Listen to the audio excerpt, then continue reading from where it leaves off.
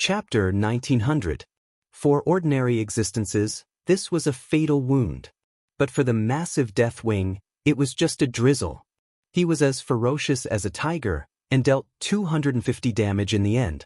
It was not that Queen Sylvanas was not fierce, but Deathwing was too abnormal. There was actually such a way to completely change his body structure in just a dozen seconds, making it more conducive to dealing with elemental attacks.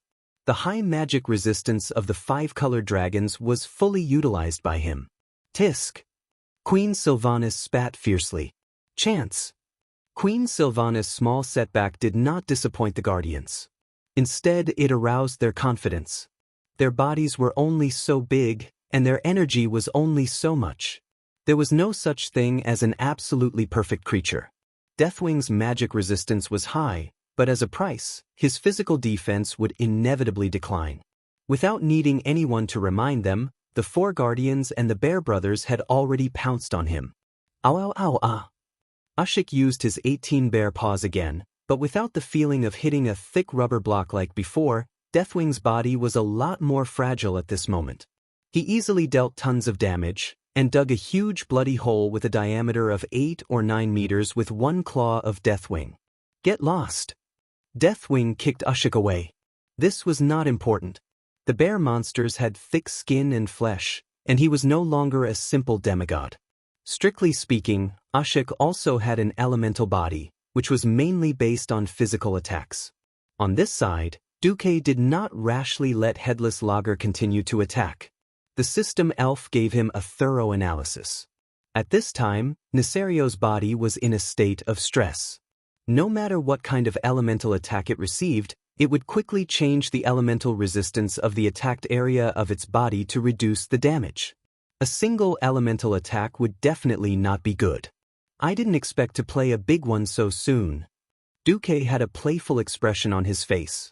There was a little madness on his face, but there was also a strong sense of confidence. Duque's empty right hand grabbed the void next to him, and suddenly the surrounding space felt like it was cracking. The magic defense system in the middle of the Wormrest temple, and even the entire temple, shook slightly. On the top floor of the temple, Onyxia's eyes suddenly lit up. This is Master's true strength? The other 4 Dragon Kings all had surprised expressions on their faces. Fortunately, it was one of them who made the move. Otherwise, they would be in big trouble. Middle level. Spatial rifts were meant to absorb more elements. Originally, the space defense of the Dragon Slumber Shrine had automatically rejected Duque's intake of elemental energy. However, when the Titan runes that were as numerous as stars floated out of Duque's body, it seemed that the self-defense system of the Dragon Slumber Shrine was also momentarily confused. Whether it was tacit approval or approval, it was impossible to know. As a result, Duque obtained even more elemental injection rights. The highly condensed and snow-white frost elements poured into the Lager Mk2's body from the void like a flood. Under normal circumstances, water and fire were incompatible. The flourishing of the ice element would inevitably lead to the decline of the fire element. This was the law of the elements that had not changed in 10,000 years. There was only one way for the 2 elements to complement each other, and that was to use the arcane element as the core to act as a neutralizer. The arcane spell extended from the Titan's energy, coupled with ice and fire, formed something similar to the Frostfire arrow that most advanced mages used. In standard terms, at this moment, the Lager Mk2 had become a giant elemental god that was a perfect mixture of arcane energy, ice, and fire elements.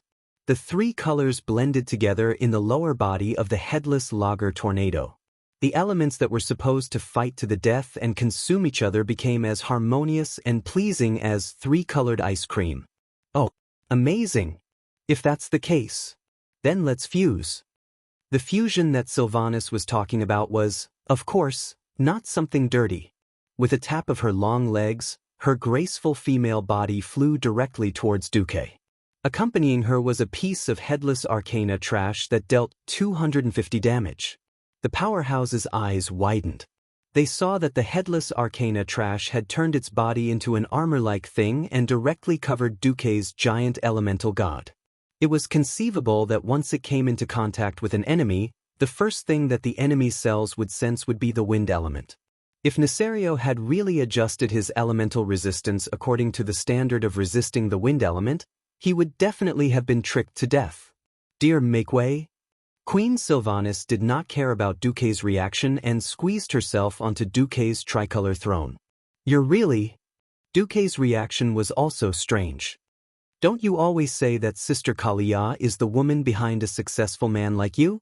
Do you have any objections to me being the woman behind you from time to time? Queen Sylvanas held her head high and took the opportunity to stroke Duque's chin with a slender finger that was as tender as a spring onion. Duque felt like eating someone. Sister, let me tell you, if you flirt outside of the battlefield, you'll be F***ed. Queen Sylvanas did not show any weakness. She puffed out her chest and was clearly saying, do me on the spot if you can. But you're awesome. We'll fight another day. On the other side, Nesario finally felt a great threat.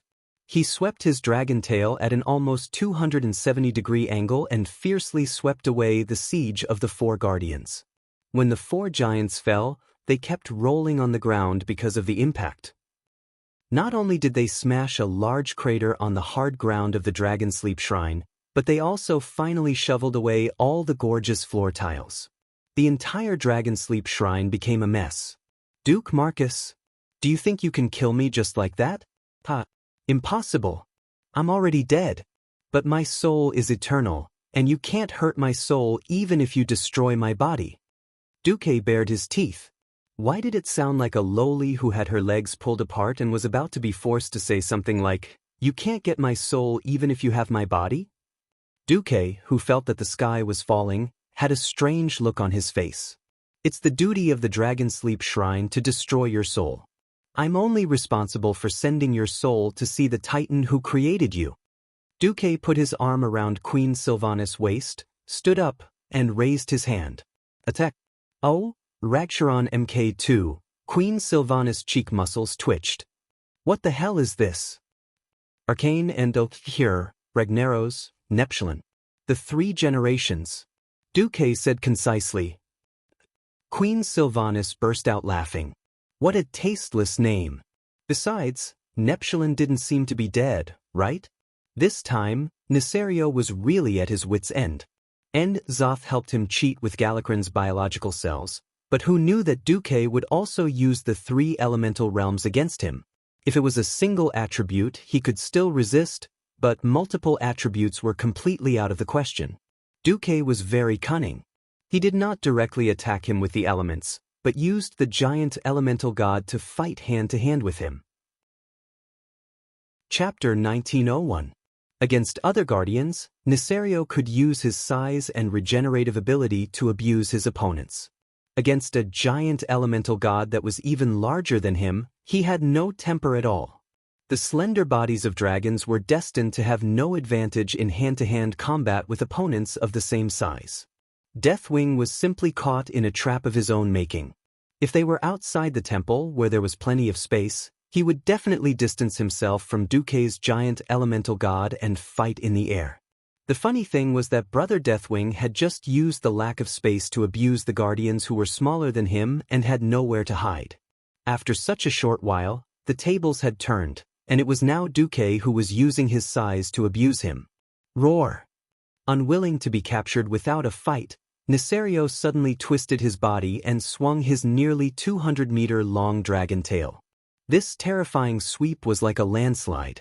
Even the bravest and thickest rock watcher, Alcaphon, had to squat down with all his might to receive it. The elemental giant that Duque and Queen Sylvanas had created together didn't even have to withstand it, let alone piss himself. Bam! It was the sound of a large mass of air rushing out. Air wall. In theory, this special defensive method was one of the weakest among all defensive spells. Normally speaking, it couldn't compare to a thick-skinned fellow like the Earth Elemental. Queen Sylvanas had a special defensive method, which was offensive defense. She secretly stuffed air blocks that were compressed and as hard as reinforced concrete next to each joint of Nesario's tail. If Brother Deathwing was still a living dragon, this little trick obviously wouldn't have affected anything. Nesario was essentially a death dragon. The muscles on his body weren't connected, and could hardly be considered his own. He could hardly feel the feedback of the nerves in various parts of his body. After all, it was uncontrollable flesh and blood, not nerves. This caused his movements to be subtly uncoordinated. Queen Sylvanas' air wall was secretly embedded into the tail joints of Deathwing like nails. When he swung his tail, every mass of compressed air burst out, directly skewing his movements. The draconic tail that seemed to be swinging at him aggressively was actually not very powerful. It did not even touch the body of the giant god of three elements that Duque was controlling, before it was deflected by the armor of wind, and slammed heavily onto the floor of the temple. Duque silently muttered, "I won't reimburse you for the renovation fees," as he quickly commanded the giant elemental god to charge forward. He stepped forward in a horse stance, left uppercut and right hammer. The originally insubstantial Frostfire fist was like flowing water, easily flowing past the two raised claws of Deathwing. Entering an area where he was unable to defend, the left fist that was like a small fortress fiercely punched the right side of Deathwing's face. Dang! A crisp sound rang out. Duque was stunned for a moment, then he cursed in his heart, "Damn, I actually forgot that he has an iron jaw." Duque immediately made the giant god turn his fist into a claw and grab the neck near the head of the winged dragon. With a turn of his body, he fiercely pressed the dragon head to the ground. Friction! Friction! The footsteps of a devil. Just like that, the giant elemental god violently pressed down on Deathwing's dragon head and pushed it along the ground. The dragon head, which was originally fierce and domineering, was like a plow that directly dug a huge trench that was 10 meters deep and more than 100 meters long on the ground of the temple. That kind of earth-shattering shock scared the Guardians so much that they did not dare to go forward to help, for fear of disrupting Duque's attack rhythm and giving Deathwing a chance to counterattack. This part directly made Deathwing dizzy. It was true that he was a dead dragon, but in the process of shoveling the ground, the giant elemental god's left palm also continuously launched elemental impacts at half of his dragon face as if he was driving a pile. That kind of dizziness that went straight to the depths of his soul was not that easy to get rid of. Duque only stopped when he pushed Nesario's 500-meter-long body to the wall at the edge of the temple. The giant elemental god stepped on Nesario's neck with one foot and raised the Balrog hammer high with both hands. At this moment, there was a scream from the surroundings. It was Freya's cry of surprise. That was because Deathwing's long tail was like a scorpion swinging its tail, stabbing fiercely from behind the giant elemental god. Its target was the elemental throne where Duque and Queen Sylvanas were at the head. A person's vision had a blind spot, and in theory, Duque, who was focused on the wings of beating, could not see this insidious tail stabbing from behind. Duque saw it, and the system notification also told him. Duque did not care, because these were two supergiant elemental gods that were one. Didn't Queen Sylvanas want to be the woman behind me? Here's my chance. It did not affect the movements of Duque's Frostfire giant god in the slightest. The wind armor that was originally circling around the Frostfire giant god condensed on its own. It looked as if the giant god of Frostfire had grown two wind hands on his back. These two wind elemental arms were condensed and compressed to the maximum, and in a movement similar to a crosslock, they clamped down on the tail of Deathwing. Well done. Duke praised from the bottom of his heart. Of course, who do you think I am? I'm Sylvanas. Queen Sylvanas raised her chin proudly. On the other side, the gigantic infernal devil hammer, which was like a volcanic collapse, finally fell. The huge hammer emitted an ultra-high temperature of tens of thousands of degrees. On the dark and golden hammerhead, every bump was the size of a light tank. When the hammer fell, not only did it display indescribable horror, but it was also an extreme experience after the violent combination of mass and speed. Time seemed to be frozen. No, Nesario struggled endlessly, his limbs scratching wildly like a dog. Queen Sylvanas could let the headless arcane trash carry his tail, but she could not deal with his limbs. The four limbs that were as thick as pillars, under the guidance of the sharp claws, finally pierced someone's god Mk3 the moment before the hammer fell. But so what? Elemental creatures could not be killed by physical attacks alone without eliminating the energy they contained. Nesario screamed in agony, because his limbs that had pierced through the giant elemental god's body had invaded the giant god of frost and fire with the power of twilight. In turn, his limbs were also attacked by arcane spells, ice, and fire. The intense pain on the soul level almost made him subconsciously want to retract his claws. "There's no chance." The hammer fell directly. "Watch me smash your dog head." Duque roared. Bang! The black dragon head that was as huge as a hill was directly blown up by Duque's frost-fire giant god's hammer. The dragon teeth that flew everywhere produced a terrifying effect that was like a bombardment. There were splattered flesh and blood, dirty fragments, and still wildly proliferating biological tissues everywhere. Even so, Brother Deathwing was still not done such asterisk ting. Seeing Deathwing, who had lost his dragon head, still continuously thrashing the giant elemental god with his limbs and tail, the surrounding guardians were dumbfounded. Chapter 1902. Should I say, as expected of the Dragon of Death? Even though the dragon's head was gone, it was still coming back to life. This was not a twitch of nerves after death, but this guy was really not done with *T. "I'm immortal. Don't even think about destroying me. I'll resurrect right away for you to see." In Nesario's chest, his soul was still roaring. While the other guardians were still in a daze, Duque's scolding woke them up. "What are you waiting for? Come and dismantle his elemental armor. This thing is too thick. The power of the dragon's soul can't really penetrate his soul." It turned out that history was like that. The death ray shot out by the dragon's soul actually did not hit the *T. Everyone had no choice but to chase him all the way to the great whirlpool in the middle of the endless ocean. Only then did they work together to destroy him. When it came to the sea, Duque's scalp went numb. The ancient god Enzoth, known as the crazy tentacle demon, was like the sword of Damocles, always hanging over the heads of every powerhouse. Who knew if they could really kill Nesario like in history if they ran to the Great Whirlpool? If they could kill him here, they would definitely not have to go into overtime. Moreover, the dragon's soul split into two was definitely not as good as the soul imprint. Perhaps it was because they had forcefully charged the dragon's soul that the dragon aspect had completely lost the power that the Titans had bestowed upon them. Now that Nesario had lost his head, he was like a piece of meat on a chopping board. He could not be cut, cooked, or chewed. He was shameless and refused to type GG amidst laughter and laughter, declaring that he was done for. Duque was not going to be polite with him. "Armor break. Armor break. Armor break. I've broken 5. Brothers, do it." Duque shouted excitedly. So what if he resisted? If shouting at Yamate worked, there would be no need for police in this world. Lie down obediently and let me break your armor. Wait, I seem to have taken the wrong script. Forget it, whatever. I'll torture this guy to death first. The giant elemental hand savagely tore apart the elemental armor embedded in Deathwing's body. This thing was a good thing. As long as it was thick enough, it could block almost any cannonball or elemental attack. Fortunately, Darkwing was still a dragon, and the Twilight Believers could not find more elemental armor to cover his entire body. They could only put it on the most important parts of his body.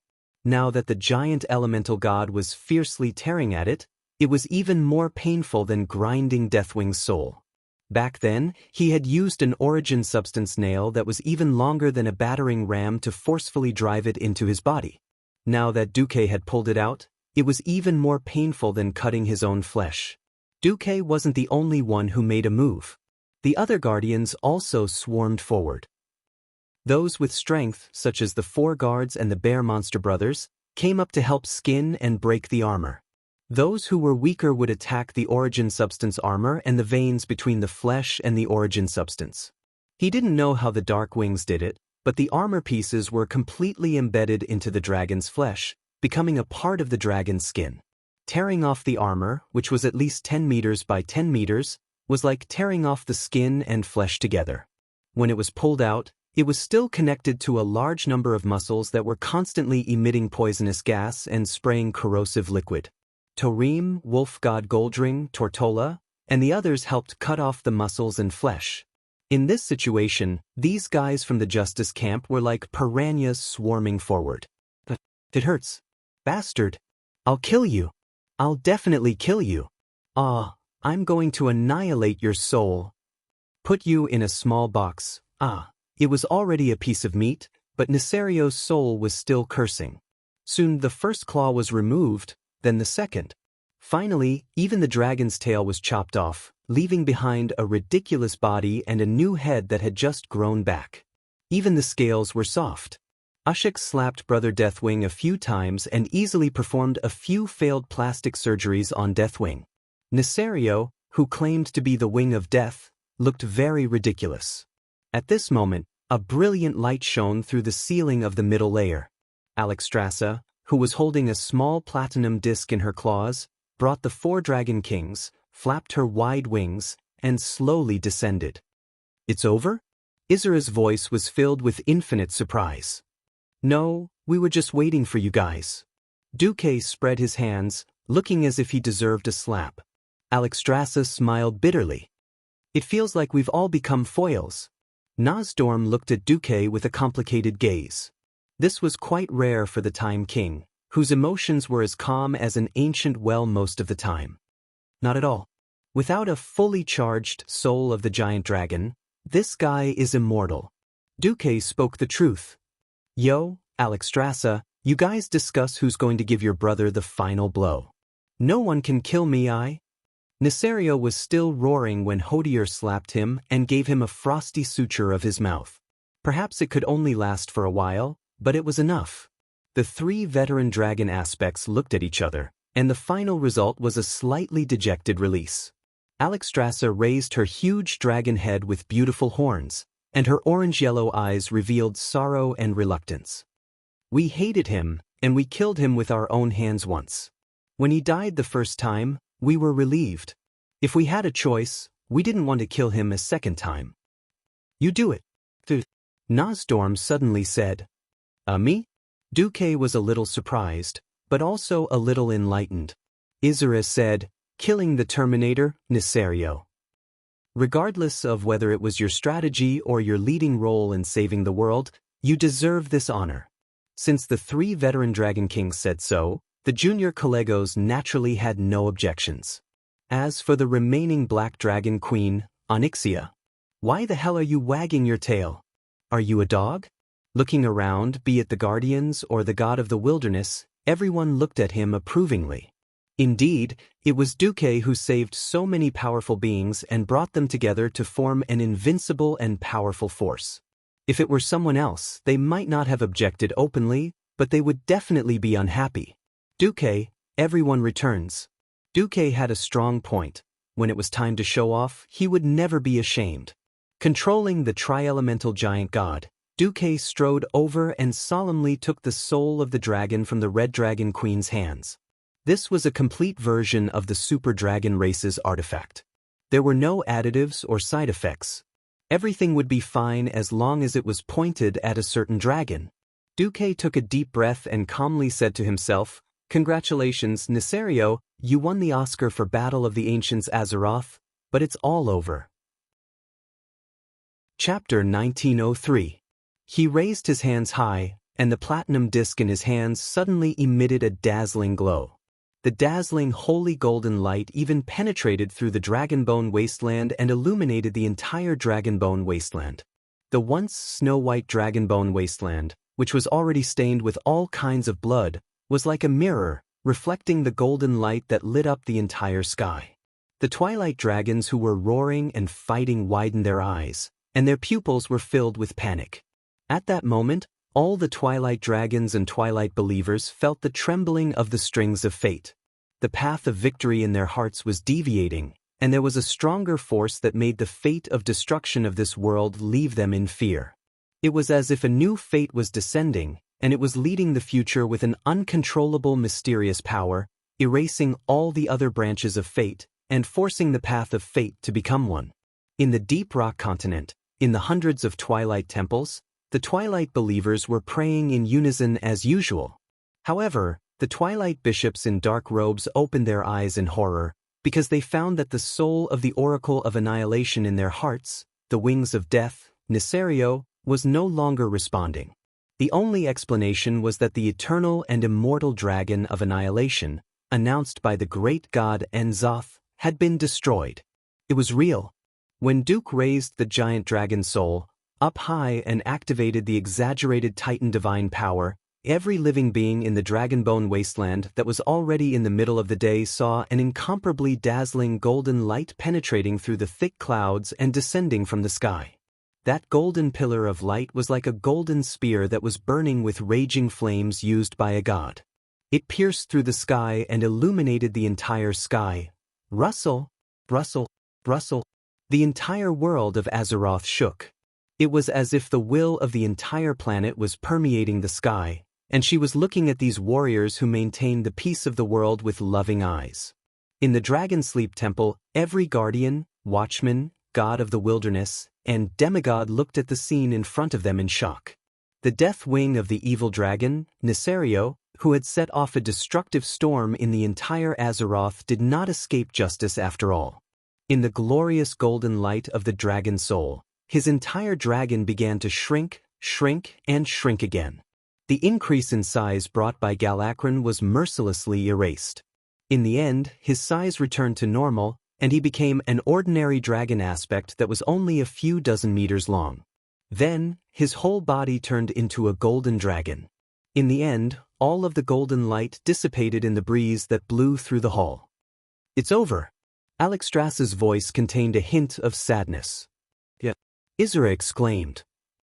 "Be it the past, present, or future, the black dragon, Neltharion, has disappeared from the timeline forever," said Nosdorm, who was most qualified to make a final conclusion. Duque sighed with emotion. "It's finally done." Sigh, it was just that the price he had to pay was a little too high. All the dragon aspects have lost the power bestowed by the Titans, Duque said subconsciously. Who knew that accidents would happen at unexpected times? "Wait, who did you say lost all power?" Alexstrasza was like a cat whose tail had been stepped on, and her entire dragon body jumped up. Isra suddenly turned into his human form and floated in front of Duque.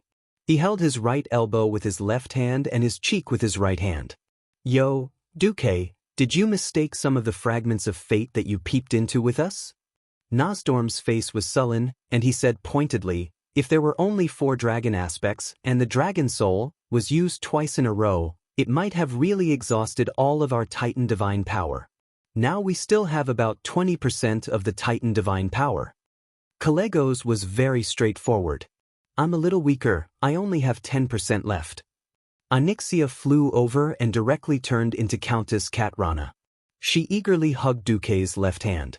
"Master, the power of Earth in my bloodline is all used up. You won't blame me, right?" Duque was a little embarrassed, but this was also good. At this time, he was absolutely sure that the scales of fate had definitely changed again. This should be a good thing. Alexstrasza was still the one who understood the big picture. She looked around. "We'll talk about these small things later. Right now, it seems that there are still many bastards who dared to offend the Sleeping Dragon Temple who are preparing to escape. As the Supreme Commander of the Sleeping Dragon Coalition Army, I declare, kill them all." This time, Brother Mooning did bring a lot of helpers. Overseer Jonas, Sleepless Josahi, Master of War Black Cove, these were all famous bosses in history, but unfortunately, under the encirclement of an even more aggressive and powerful allied army, they were nothing more than fodder. The cataclysm was basically over. Although it was basically over, it was mainly because there were still some finishing touches left.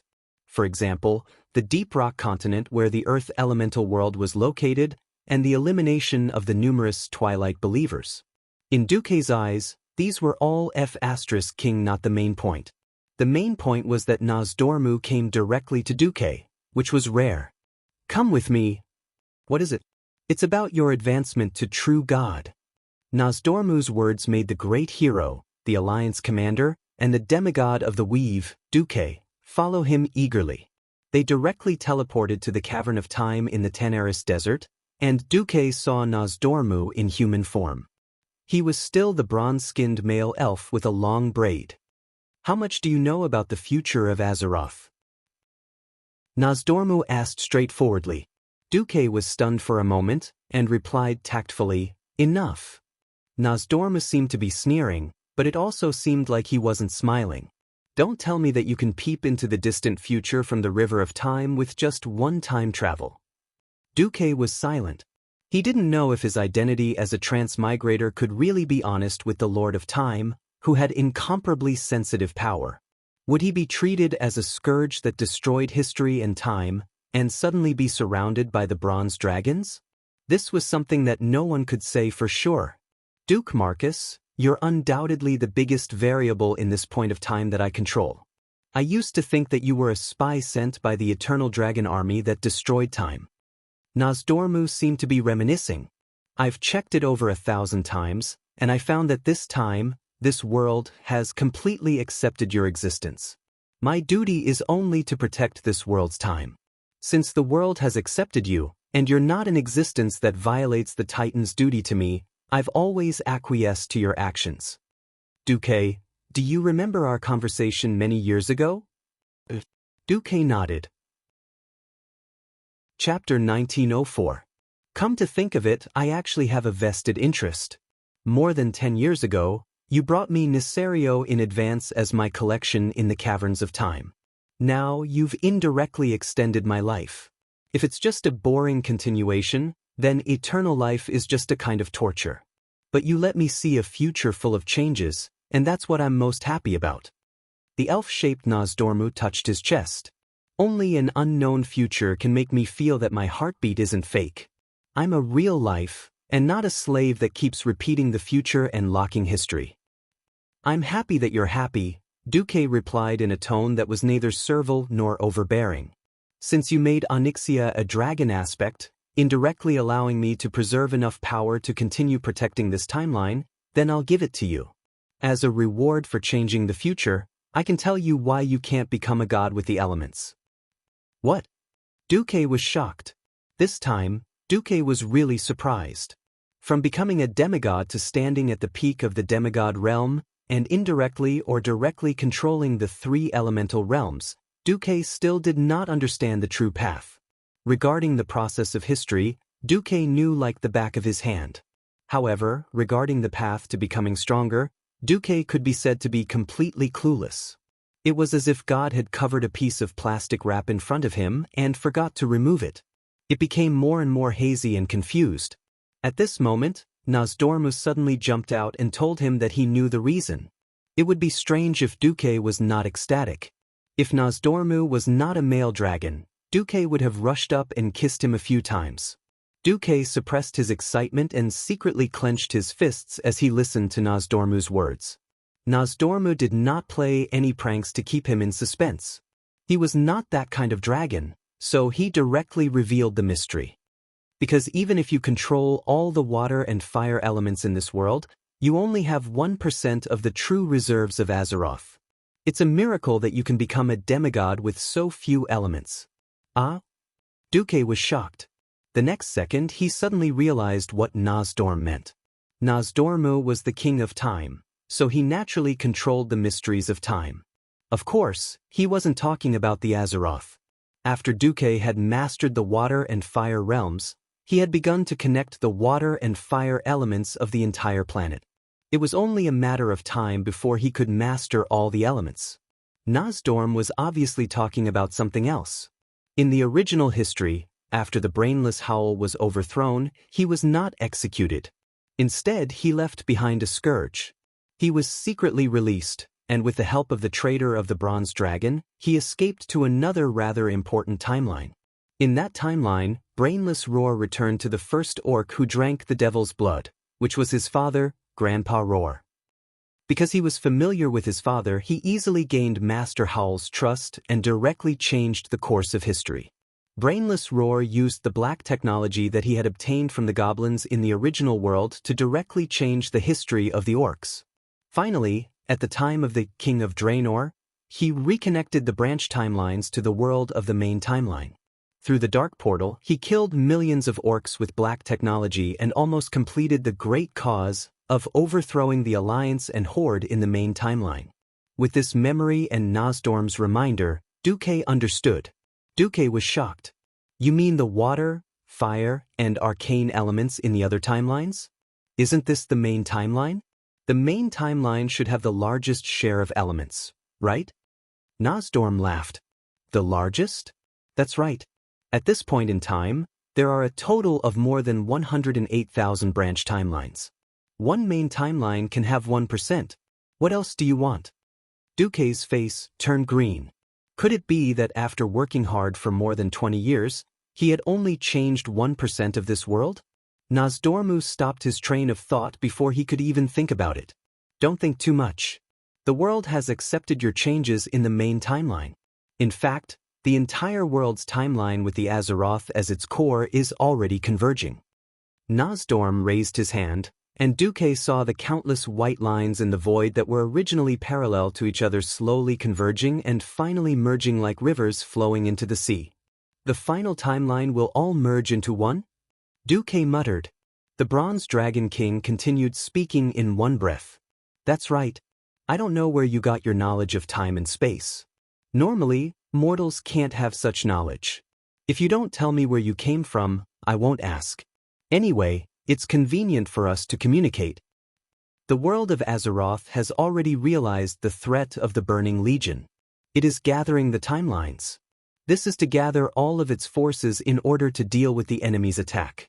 If there is a huge difference in the timelines, there will often be a huge conflict when they merge, and the world in one of the timelines might even collapse. However, the world itself has an extremely perfect method for the merging of the timelines. Don't worry. To mortals, this process is more like a silent merging. That is to merge the timelines that are not too different first. For example, if there is a difference of less than 10% between two timelines, then it is a peaceful merging. Usually, in a main timeline, those mortals will suddenly feel that they have more memories. From then on, this history that actually exists in another timeline will become all of their memories and continue to develop this timeline.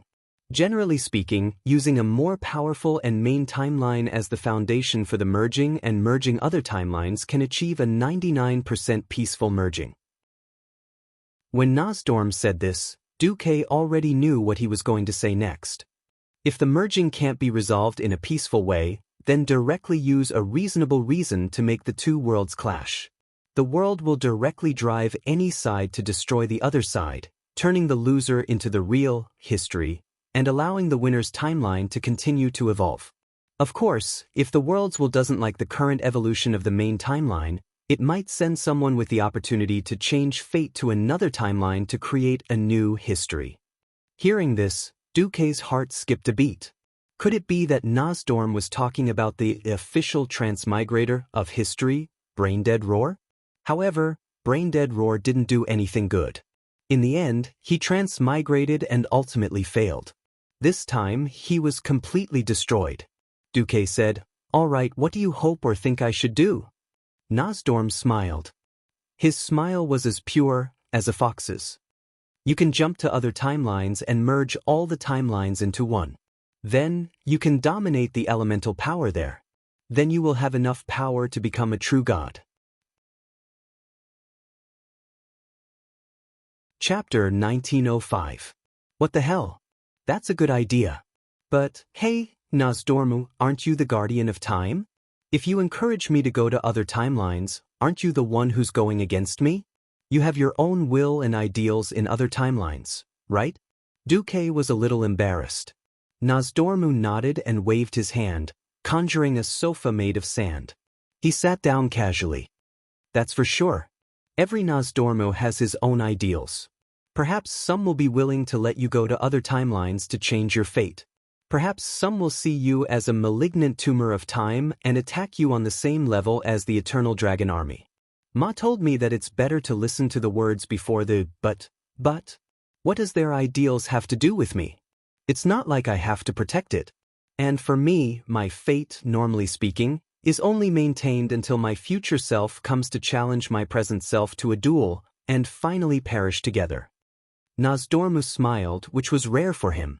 According to the mission the Titans gave me, after I die, I should calmly hand over the protection of time and the creation of the future to the mortals. So, I have to hand over my life and power. You happen to be the most talented and the strongest time magician and guardian in this world. I have no problem handing it over to you.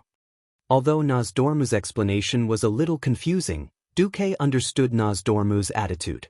He would continue to protect Azeroth and was happy to see changes and new ideas. Facing such a reasonable Bronze Dragon King, Duque really wanted to ask if he could give him another dozen. Nozdormu jumped down from the sofa and got into a fighting stance. Next, fight with you. How much time power you learn will depend on your talent. If you don't have enough time power, I won't let you go to other timelines. Because once you die, you will be destroyed in the river of time. It will even endanger the progress of the main timeline. What if I can't learn it? Duque asked. Then stay in the main timeline and do your job of creating the future. As for the conflicts between the different timelines, it's none of your business. You can forget about becoming a real god so easily. Of course, you can fight me as many times as you want, as long as you have the spirit and time, Nozdormu said seriously. Very reasonable. I accept. Then, Dumuk was defeated by Nozdormu in one round. This was Nozdormu's home ground, where he was the master of time. Don't look at how Duque was acting all high and mighty outside, using a giant elemental god to beat up Deathwing. But it didn't work here. Unless Duque wanted to destroy the entire Cavern of Time with a massive amount of water and fire elemental essence, forcefully stirring space-time into a chaotic state, Duque would have to fight according to Nozdormu's law of time. What is time? Nozdorm began his performance. Duke threw out a large fireball to test the waters. In the next instant, a huge fireball came towards him, and Duque was directly hit by it. Bang! Duque opened his magic shield in a thousandth of a second and then activated Ice Barrier. Unfortunately, it was of little use. A sharp pain came instantly. He hadn't felt this kind of injury in a long time. Cough, cough, cough. Duque's entire body began to twitch. Only then did his mind activate the system genie and replay what had just happened. Scene 1. Duque threw a large fireball. Scene 2. Nozdormu stopped time and moved Duque over, making Duque eat his own large fireball. Scene 3. A mysterious halo flashed, and Duque could clearly feel that his strength had greatly decreased in the scene. If he guessed correctly, it should be that Nozdormu used time to temporarily degenerate his strength, causing his strength to drop to the level before he became a demigod. That was a demigod-level large fireball. Just a little bit more, and Duque would have bid farewell to his life, which he hadn't seen in a long time. While he typed GG in the midst of laughter, he didn't even know if his corpse could run away. Looking at the miserable Duque who was about to turn into charcoal, Nozdormu waved his hand and sent Duque away. That's all for today. You can go back first. I know you have a lot of mortal affairs to take care of. Finish dealing with them first, arrange everything, and then come here to focus on training. Okay. Feeling the return of his strength, Duque now had the body of a demigod, and this injury could only be described as pain. When Duque used the elements to fully repair his injury, all that was left was the memory of the pain. Coming out of the Cavern of Time, Duque let out a long sigh of relief. As expected, the path to becoming a true god isn't so simple. This can also be considered a challenge. Because the cataclysm was dealt with cleanly, Azeroth finally returned to its long-lost peace. The cataclysm was over, but the damage to the Earth was still not easily healed. Thrall used the Ring of Earth organization as a foundation to carry out various work, and at the same time, tried to reconcile the conflict between the Alliance and the Horde. Duque's response was neither soft nor hard. Talk? Sure, let Gurus find a neutral place to talk to me. As the commander of the Alliance, I will talk to him as an equal. With Duque's current status, being willing to make such a promise was already giving Thrall face. Unfortunately, when Thrall returned to Orgrim, he was met with failure. Brainless Roar not only ridiculed Thrall's incompetence, saying that Thrall abandoned the Horde in search of power, but still achieved nothing. He did not appease the rioting elements, nor did he become a demigod. He completely rejected all of Thrall's suggestions. Seeing Thrall's return, Tauren Magatha Grimtotem also secretly encouraged a group of orc chiefs, hoping to pass a motion. Those who had been great chiefs were not qualified to challenge Makra, because this represented the incompetence of the former great chiefs. Originally, this motion had a high chance of passing, but brainless Roar rejected it himself. Come on. If Thrall asks to challenge me with Makra, then I will choose to accept. I will let him see that only the strongest warrior is qualified to lead the horde forward. In fact, in the current horde, there were not many people who wanted Thrall to return. This was because the opponents had all led their own tribes away from the horde, leaving behind most of the new generation of traditional orcs. These simple-minded people could not see how much the horde had sacrificed to eliminate the traitor, Gudjal. They only saw that they had gained a lot as the victors. Hundreds of thousands of people died. Of course, the food pressure was reduced. In addition, after occupying the oasis in the Great Rift Valley in the Barren Lands, because of the special climate there, the trees were in a state of crazy growth. The horde was able to use the wood to rebuild Orgrim. Gersa's reputation did not fall, but rose. Chapter 1906. The livelihood of the tribe was restored to balance. Most of the beastmen were very simple-minded. They did not see that this was at the expense of the overall strength of the tribe and the weakening of its war potential in exchange for a good life. The people were so simple. As long as they could get by, there would be no complaints. Garusha's reputation was rising steadily. Seeing this, Sal could only helplessly retreat to the second line. By borrowing the merit of the dragon soul to help with work, Sal was finally able to establish a connection with the Wyrmrest temple. However, the relationship did not go any further. Alexstrasza, who was in charge of life, acknowledged the Ring of Earth, but was far from being particularly appreciative. The focus of the dragon aspect was to protect the planet. In this regard, the Alliance did a good job, while the tribe lagged far behind. The strength and recent actions of the tribe made the tribe still a dispensable existence in the eyes of the Wyrmrest Temple's dragons. The Alliance ushered in a new period of rapid development. After confirming Nisario's death, Duque used his superb political and economic skills to adjust the Alliance's economy from a wartime economy to promoting technological and economic development in just 1 month. In the form of public bidding, it was announced that in the next 10 years, more than 50,000 kilometers of railways would be built throughout the Eastern Kingdom and Northrend, and train stations would be built in every town with a population of more than 1,000. It did not matter if the countries could not pay. All the money would be advanced by the wealthiest countries or organizations in the Alliance. In exchange, the countries that built the railways would give tax, tariff, and market concessions, as well as a time-limited market monopoly. During the monopoly period, the market would be in a state of monopoly. In fact, Duque was playing with the one belt, one road of the former Celestial Empire. This was a form of win-win. With transportation settled, there would be logistics and commercial circulation. The people would naturally become richer and their lives better. With money, the economy, industry, and technology could be developed. In fact, the Marcus family, Kultiras, and Alterac, the 3 richest families in the Alliance, were earning more and more money.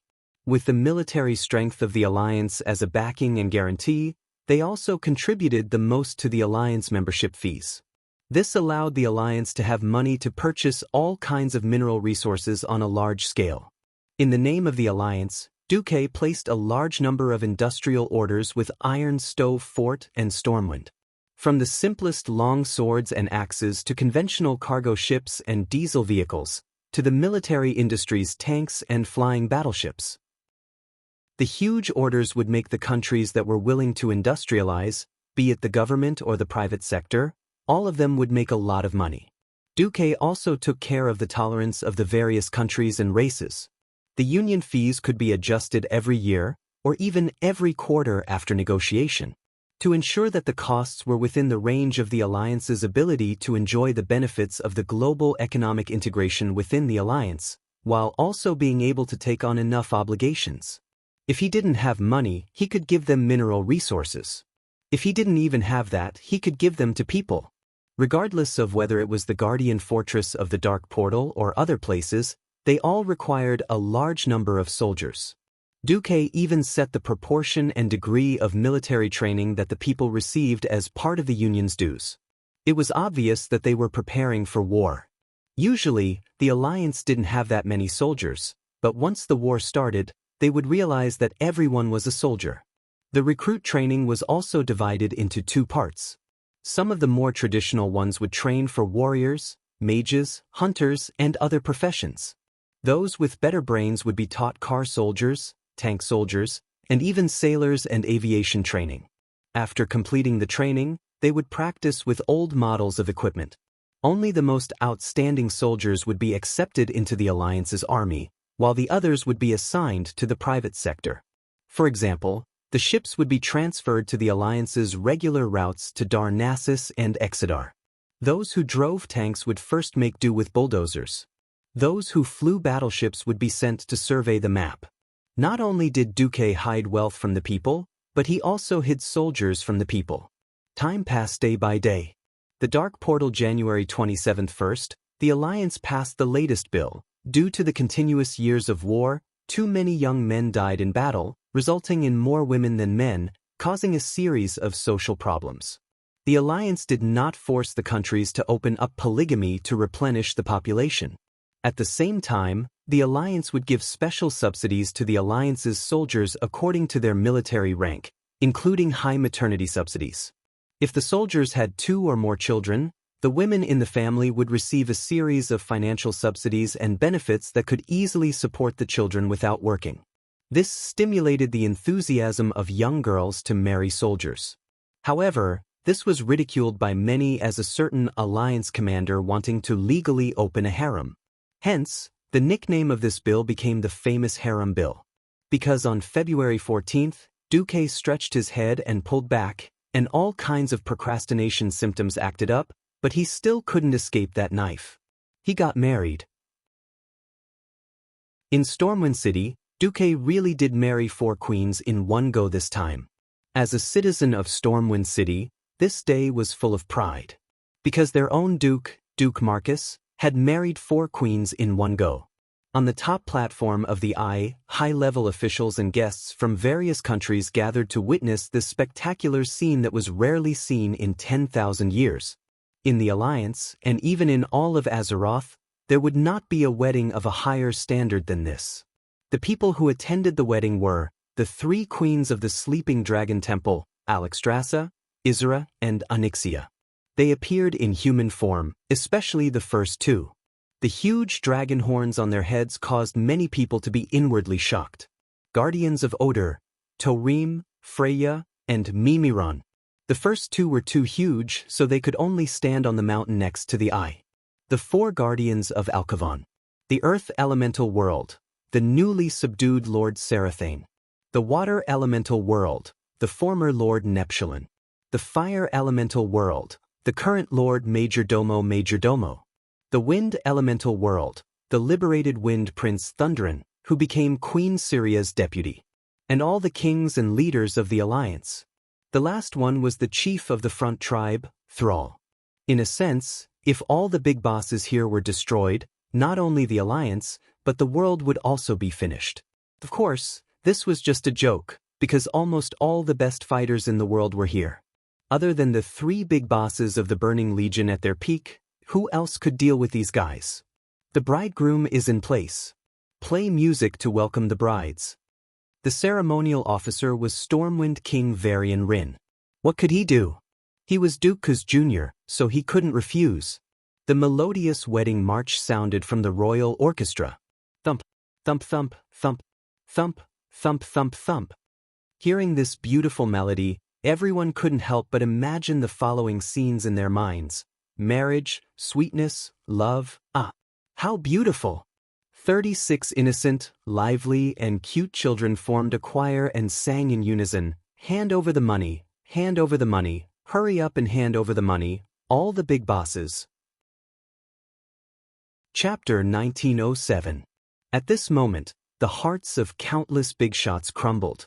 Those who were not familiar with Duque, such as Stormguard's King Daneth Trollbane or the Old Wolf King Jean, were already feeling uneasy. Was this the Alliance's latest robbery? Was it because their gifts to Deity weren't valuable enough that Deity was unhappy? Deity wasn't just the #1 person in the Alliance. His identity as a demigod of the weave was enough to make him irreplaceable in the Alliance. Not to mention that he was one of the founding members of the Alliance. Ever since he took control of the Alliance, he had pushed the Alliance to the top of the world and left behind indelible achievements. His immortality as a demigod was enough for him to control the Alliance until the end of time. They were terrified, but most of them reacted by bursting into laughter. Kudrin Wildhammer almost burst out laughing. He pulled out a feather from his pocket. Haha, Deity, you bastard, you can't even let go of your own wedding? You want more money? Sure, I'll give you more scarlets but hair. Deity rolled his eyes. Hey, what do you mean by giving me a griffin feather? Gerben took out a dirty ring from his pocket. This ring represents the highest level of achievement in machinery. It's the foundation of all machinery. Damn it, where did this hexagonal ring come from, and one with internal screws? Do you really think that I, Deity, don't know that this is a nut? Muradin Bronzebeard said that he was willing to introduce a Mora Bronzebeard to Deity. Duke rejected the offer. Dwarves were famous for their high bone density and muscle density. Amelia was a widow, and she even lost 150 pounds in the back of her head. Forget it. Love is too heavy and I, Deity, am too weak to lift it. Hey, my harem are all looking at me with wary eyes. What's the meaning of this? Deity said righteously, staring back with bright eyes. Am I, Deity, such a shameless person? The 4 brides and the harem all nodded in unison. Yes, you are. Deity was gloriously defeated, becoming a loser in life. With the dwarves taking the lead, the atmosphere instantly became joyous. Alexstrasza said that she was willing to give Deity a treasure that symbolized her power, a piece of the Red Dragon Queen's scale to Deity. However, in the blink of an eye, it was sold by her sister Isra, who said that her sister had gotten it last night when she was doing her nails out of boredom. Torim said that he could breed his mount with Deity's fire eagle. Alkafan casually made a clay figurine and tossed it to Deity. Only Deity, the bridegroom, was exasperated and shouted, Gavin Rad! I know it's you. You're dead. Yes, there was only one culprit who could do such an unreliable thing, was someone close to Deity, and had enough influence to cause trouble in Stormwind, Gavin Rad misfortune. On this day, Gavin Rad felt like he had seen hell for the first time in a long time. The fun was over. When the confused children's choir found out that they had been tricked, they sang the standard wedding march again. Anyone would feel that it was very improper. The brides came on stage.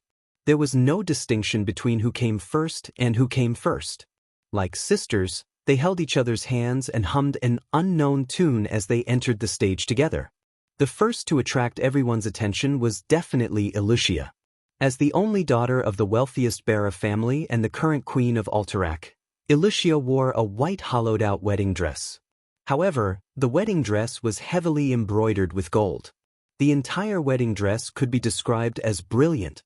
Together with Elucia's well-proportioned figure, she looked very noble.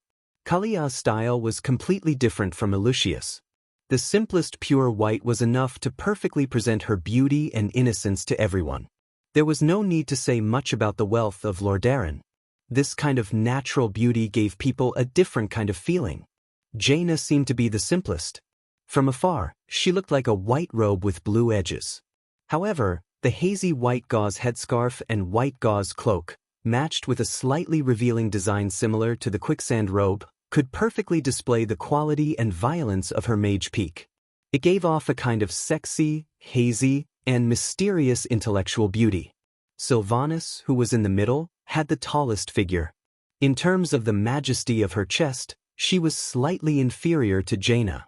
However, for the first time, she used an elven-style robe and modified it to suit Deity's taste. This emerald green robe already looked a bit like a Chong Sam. The high slit completely displayed the slender legs unique to the elves. Deity's achievements did not include those sitting in the first row of the viewing platform. Aurelia and Sasha, who were carrying their daughters. Vashj, who was obviously a high-ranking official, but only wore the maid uniform of the Marcus family. Countess Katrana, who was read as a Nixia, the Black Dragon Queen. Chief Elven Priestess Tyrant, who looked dignified and elegant, but actually looked like she could not wait to go up there herself. And the Draenei leader Imriel, who seemed a little shy and a little curious. Even the human kings of the various countries could not help but praise Duque's good taste and methods. He actually managed to get the most beautiful women of the various countries. If Duque changed his identity, perhaps he would be a bunch of envious and hateful gazes. The wedding ceremony continued. Different races, countries, and customs were different. In fact, they did not need worldly etiquette.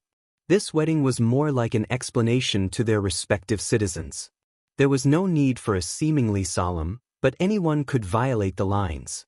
Some were very simple. The four brides held hands and sang around Duque. Duque, my dear Duque, you are my favorite. I am even willing to share your love with my sisters. No need for promises. Because we know that you will accompany us until the end of the world. The end. In theory, there was also a part where the rings were exchanged, and then the groom kissed the bride. May I ask which bride the groom will kiss first? Tyrant, who was known as the MC but was actually a troublemaker, threw out such a question with a smile. Duque broke out in a cold sweat. Teacher Tyrant, isn't this question beyond the syllabus? As long as she was a woman, she could not help but feel competitive. It was one thing to be willing to marry Duque, but it was another thing to know where she ranked in Duque's heart. At first, the four brides looked like they did not care. But what are you guys playing at? Illusia turned her body sideways, revealing her flawless back. Kalia leaned forward slightly, her fingers grazing her sexy collarbone. Jaina's arms that were holding the flowers gathered in the middle, and her magic peaks seemed to be on the verge of bursting out.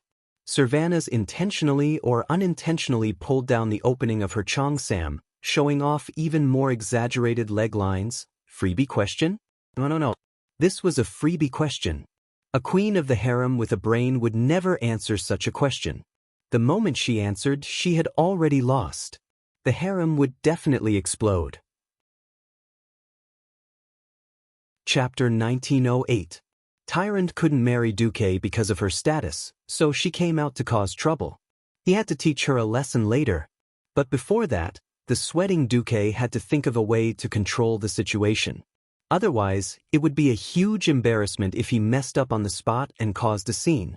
Duque could feel the faint competition beneath the sweet smile. Time seemed to freeze. Duque finally moved. In an instant he used flash. As a demigod of the weave, Duque's flash was so fast that it surpassed the limits of a mortal's vision. It was impossible to tell who he kissed first, and who he put on the ring first. In any case, the flashing light didn't stop, and it looked like four Duque kissed at the same time. However, this was not a fake like the mirror image of truth that could fool people. You are the love of my heart. The wedding square echoed for a long time. What the hell? Who was the love of his heart? Or rather, who was Duque talking to? Only the heavens knew. Was this trash? No. This was legal in Azeroth. Of course, even the law was set by Duque himself. That was the worst part. All the bigwigs were dumbfounded, and they only had one thought in their minds: damn. Is this even possible? The four queens' brides looked at each other, a little helpless, but also a little glad. Finally, they nodded in unison. Duque had passed the test. Just as Duque put on 4 identical gold rings on his left middle finger, and he couldn't even bend it, he realized to his horror that the next question had arrived. Oh, beautiful girls. The custom in Azeroth is that the bride will throw the bouquet. The lady who catches the bouquet will most likely be the next bride to get married. Tyrant, who looked dignified and demure, continued to cause trouble. She felt like dripping wax from Duque's leather whip. What was most intolerable was that Tyrant was the first to take the lead, openly standing at the place where the bouquet was to be received. Even the big sisters in the harem were like this. Aurelia and Sasha didn't want to take it lying down. They smiled and went over. They were obviously hoping that Duque would buy a ticket next time. Onyxia, who appeared as Countess Katrana, put on an act and said, "Huh? It seems very interesting. I'll go and join in the fun." Then he eagerly squeezed over. At this moment, there was a slight uproar among the spectators. This was a little explosive. The two dragon queens next to him, Alexstrasza and Isera, were surprised, but they didn't stop him. Instead, they looked at Duze with intriguing expressions. This is just a kind of yearning. It's not a crime to stand here, right? The hoof couldn't help but run over. Vashch, dressed like a maidservant, silently joined the queue. This marriage of hate was already a little extravagant. At this time, a person who was not expected by everyone ran over stupidly. Bridget Abbess. Back then, she was the daughter of Marshal Abbess. Now, she was also a general. As the daughter of an old friend, she was also invited to the ceremony. Duque's harem quickly exchanged glances, indicating that Duque probably didn't touch it. Is it strange that I'm here? Actually, I want to get married too. Unfortunately, he's missing. Bridget played with her fingers a little uneasily. Missing? Is it Ronan? Kalia asked with concern. Bridget's face instantly turned red. The answer was obvious without asking. With her taking the lead, a group of marriage-hating ladies all joined the queue. Vanessa, Solarian, Sally Whitemane, basically all the heroines in the Alliance's Heroes team had come out. As for who their target was, there was no way to know. This time, the silk ball tossing, the flower ball tossing, felt a little like child's play because there were as many as 4 flower balls. But there were more than 4 ladies who yearned for the flower balls. Seeing the ladies' eyes turn from passionate to fanatical, Duque knew that he was in big trouble this time. But what could he do? He was also in despair. The 4 flower balls were thrown to the back of the 4 brides' heads as they shouted, 1, 2, 3. Duque could tell at a glance that these troublemakers were all cheating. According to the trajectory determined by the system, Kalia had thrown it to Bridget on purpose, and even secretly used holy light, which was a method used to designate a target to cast a healing spell. She was pitiful Bridget. He didn't know what deal Queen Sylvia had made with Alucia, but Alucia had thrown it first on purpose, and then Queen Sylvia's flower ball would directly hit Alucia's flower ball, and then fly straight towards Aurelia and Sasha. Onyxia, on the other hand, had silently blocked the path of Jaina's flower ball. Her hands were full of elements, which would attract the faint frost elements in Jaina's flower ball, forming something like frost-fire arrows. Duque was speechless. A proper wedding had turned into trouble. Speaking of which, it was still his fault. If not for Duque's godly sword accidentally slipping n times and entering different scabbards, there wouldn't be so much trouble. Duque was in despair. In this moment of despair, he suddenly saw Alexstrasza's gaze. The Red Dragon Queen's narrowed eyes were full of mockery, but she spoke to Duque telepathically. Do you want to be saved? Little bastard, if you do beg me, I'll write off all the favors I owe you. I'm begging you. Your Majesty. Without even thinking for a second, Duque decisively admitted defeat. You're the one who said that. Don't go back on your word. F***CK. She was clearly a female dragon, so why was she smiling like a fox? I won't. Duque didn't care about integrity or anything. He just wanted to get through this turbulent wedding as soon as possible. The next second, the queen snapped her fingers. The flower balls in the air immediately began to grow wildly. In just a breath's time, each flower ball expanded to twice its size. Queen Sylvie immediately understood. A gust of evil wind blew over, and each of the flower balls split into 2. When the flower balls finally fell, each of the girls Duque had flirted with had won, and the rest had been snatched by the other ladies. This maneuver was simply too amazing. On the grandstand, Gavin Rad, who was the only one beaten black and blue, suddenly said emotionally, I say, that FFF flamethrower that Duque invented seems to be used for this kind of occasion. I suddenly want to burn that guy Duque down. Next to him, the Empress Dowager rolled her eyes at her unreliable brother. Please, don't make trouble at a time like this, okay? I don't even want to tell people that I know you. Gavin Rad accidentally guessed a shocking secret, but he didn't get a reward. A joyful, harmonious, yet thrilling wedding ended in a chorus of blessings. Apart from Tyrant being taught a lesson by Duque that night, everyone was happy. What a mess!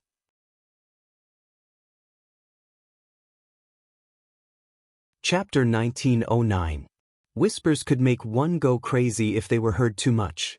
Duque didn't believe this before, but now he did. Little brother over there, come and play. If you can catch me, I'll let you. Hurry up or I'll sleep first. Blindfolded and forbidden from sensing the elements, Duque listened to the whispers of his wives coming from all directions. Queen Sylvie, that bastard, actually used the wind to change the direction of the sound in order to confuse Duque. It sounded like every sound was close to his ear, but in reality, they were worlds apart. If Duque didn't cheat, he could play hide and seek until dawn and still not catch a wife. The sound was muddled, and even the surrounding wind messed up the heat and elemental flow. But Duque had the system. An ultrasonic sonar scan made everything clear. Duque made a diversion and quickly caught a warm and fragrant female body. They were old married couples, so Duque naturally knew who was the softest. Of course, it was Miss Kalia. Kalia, who was extremely kind, had always given in to Duque without any bottom line. It was just that Duque respected her and rarely bullied her. Today was a good day, so he couldn't possibly sleep until dawn. Duque's godly sword came out. A cold sword light circled 19 times. Exuding a mysterious charm, Duque's godly sword was instantly unsheathed. After a round of sword flowers, Miss Kalia was unable to resist. She could only use the lying corpse swordsmanship and let herself be slaughtered by Duque. What? Kalia was like a bullied puppy, letting out an adorable cry. Unfair. Duque attacked Kalia first. There must be some flaw. The three wives were all talking at once. Unwilling to be at a disadvantage, they could only surround him. Duque's godly sword dashed left and right, sword after sword, ring after ring. He continuously launched powerful stabs at the four enemies. Just as Duque was about to win, Queen Sylvie and Kalia despicably took hostages. They touched their bellies, and Duque retreated in defeat. Initially, Duque could have vented his anger on Jaina and Alucia, but who knew that the two shameless mages would actually use blink to escape. As soon as Duque caught up, he found himself ambushed from all sides. Aurelia, Sasha, Tyrant, Vashch, Onyxia, and the Hoof had all been lying in ambush. I'm not afraid. Let me tell you, Duque, we'll fight 10 of you tonight. Duque really did it. Although he was tired, Duque fought without rest. He could not lose. Once they lost, their good days would come to an end. Moreover, Duque's main target was the traitor Tyrant. Without her, Duque wouldn't have been so embarrassed during the day. The wedding was over. On the 28th of February, Queen Sylvie finally gave birth to another child of Duque. He meowed, and it was a daughter. Of course, mortals could not imagine why Queen Sylvie's belly looked so smooth on the 14th of February. Why did she give birth in 14 days? Sorry, but the birth of a god was more like rapid cell division. With enough divinity, and divine power, they could give birth whenever they wanted. There was no reason, it was just that willful. Although Queen Sylvie was only a demigod, she adjusted her body perfectly. In order to not show her belly at the wedding, she even deliberately compressed her internal organs. 6 flew up. Queen Sylvie did not give birth to a human child as Duque wished, and it turned out to be an elf girl. The race of a god's descendants was really a little uncontrollable. For example, the most amazing demigod, Malorn, was a white deer. Ilun was a true god whose form was unknown, but in theory, she had the appearance of a woman. The child they gave birth to was a centaur. After a certain someone argued with Queen Sylvie repeatedly, they finally decided on her name, Artemis Windrunner. She was meant to be the goddess of the hunt in Greek mythology on Earth. She would be the queen who inherited the throne of Sin Dorii, regardless of whether there were other children in the future. Anyway, it was her. After the child was born, Azeroth's affairs were all settled. Duke finally announced in the harem that he would be going to Nozdormu's place to be trained. He would be going on a journey of time in preparation for becoming a true god. Unexpectedly, Queen Sylvie burst out, "I'll go with you." Duque's whole body was Sparta. This is not good, right? He thought that Queen Sylvie would give him a domineering look, then threaten Duque with the divine sword in her hand and break the sword if he messed around. However, after Duque finished speaking, Queen Sylvie just came up and gave Duque a big hug. Not only her, but the 3 Windrunner sisters also took turns to hug Duque. Not far away, the harem stared at Duque with bright eyes. Servana said affectionately, "Just like how you've given me countless chances to challenge myself, to break through my limits. Be it me or my sisters, we are not women who do not know what's good for us." Tyrant put her hands on her hips. Today, she was dressed like a ranger and looked very valiant. "We are not canaries in a cage." Sasha pursed her lips. "Not only are we your lovers, but we also hope to be your strong support. We're not dispensable existences." Aurelia concluded, "Since it is rare for Sylvanas to keep up with you, why not let her try?" Duque sighed, but also felt gratified. He had followed the big events and rescued people who were bound to die from the gates of hell many times. It seemed like it was time to bear fruit. "Sylvanas, it is not impossible for you to come with me. First, you have to pass Nosdormu's test." "Of course." Queen Sylvie puffed out her chest proudly. She never backed down in the face of difficulties. "Then, you have to be mentally prepared. Things that happen in other timelines will be very different from what you know about the main timeline. For example?" Queen, she raised her golden eyebrows. Jaina was the smartest. "Duque, did you spy on the major events in other timelines?" In the past, this was just a hypothesis circulating in the harem. Now that Duque said so, it was clear proof. Duque was also a little hesitant, but in the end he still chose to accept. "You can say that it's like this. Mortals would never be able to pry into the mysteries of time in their entire lives. I can only say that in the many timelines that I know of. Sylvanas, you're dead. You've become the cold queen of the Forsaken. You're separated from Aurelia and Windsor by life and death." The 3 Windrunner sisters' faces were filled with disbelief and shock. This was especially true for Queen Sylvie. Her entire body froze, and then she began to tremble uncontrollably. Aurelia and Sasha immediately hugged their sisters. Chapter 1910. But in just a few seconds, Queen Sylvia suddenly laughed, flew over, hugged Duque tightly, and gave Duque a deep kiss. Who changed her fate of certain death? Was there even a need to ask? "Thank you for granting me a new fate, for granting my most beloved baby, Artemis." With passion, ecstasy, and complex feelings that bordered on devout faith, Queen Sylvia kissed Duque again and again. In the end, it became like a chick pecking at rice. It was quite interesting. After the excitement faded, everyone regained their calmness. "Vashch, aren't you going?" Jaina asked. Since only a true demigod had the right to restrain the timeline, Vashch also had the right to do so. Vashch was taken aback, but in the end, she shook her head. "No need. Perhaps in other timelines, I would only be a tragic existence. If not for Master's redemption 10,000 years ago, I might have gone mad in those 10,000 years at the bottom of the sea, fallen into evil ways, and finally been killed." Vashch raised her head, looked at Duque, and said sternly, "If it is Master's request, I will try. But if Master does not force it on me, I would rather stay here and protect Master's foundation and the few young Masters. I will always be Master's maid, Serena Eubisha." Duque was clearly moved. She changed the fate of many people. Duque took a deep breath. "All right, I don't know how long it will take for me to go this time. But I swear that I will definitely rush back before the Burning Legion invades. Before I leave, I will write down a contingency plan for what might happen and give it to you. I will leave the rest to everyone." "Yes, Duque, we will wait for you," the 9 beautiful women said in unison. On the 1st of July, year 27 of the Dark Portal, there was a major change in the Alliance's regime. The Supreme Commander of the Alliance, Duke Marcus, announced that he would travel through time with the Queen of Sin Dorii, Sylvanus, in search of the path of truth.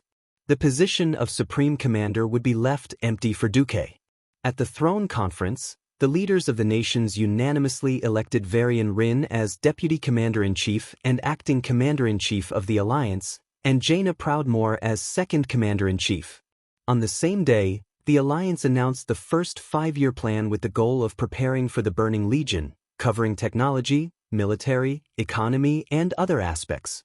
The administrative organization that Duque had spent 12 years to build was based on the Throne Conference, and it handled all the problems within the Alliance extremely well.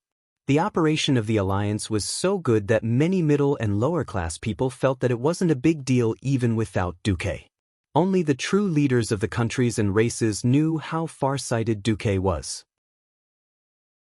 As long as the executors didn't court death and followed the path and direction that Duque had set, the Alliance would still be in a golden age of rapid development in the next 10 years.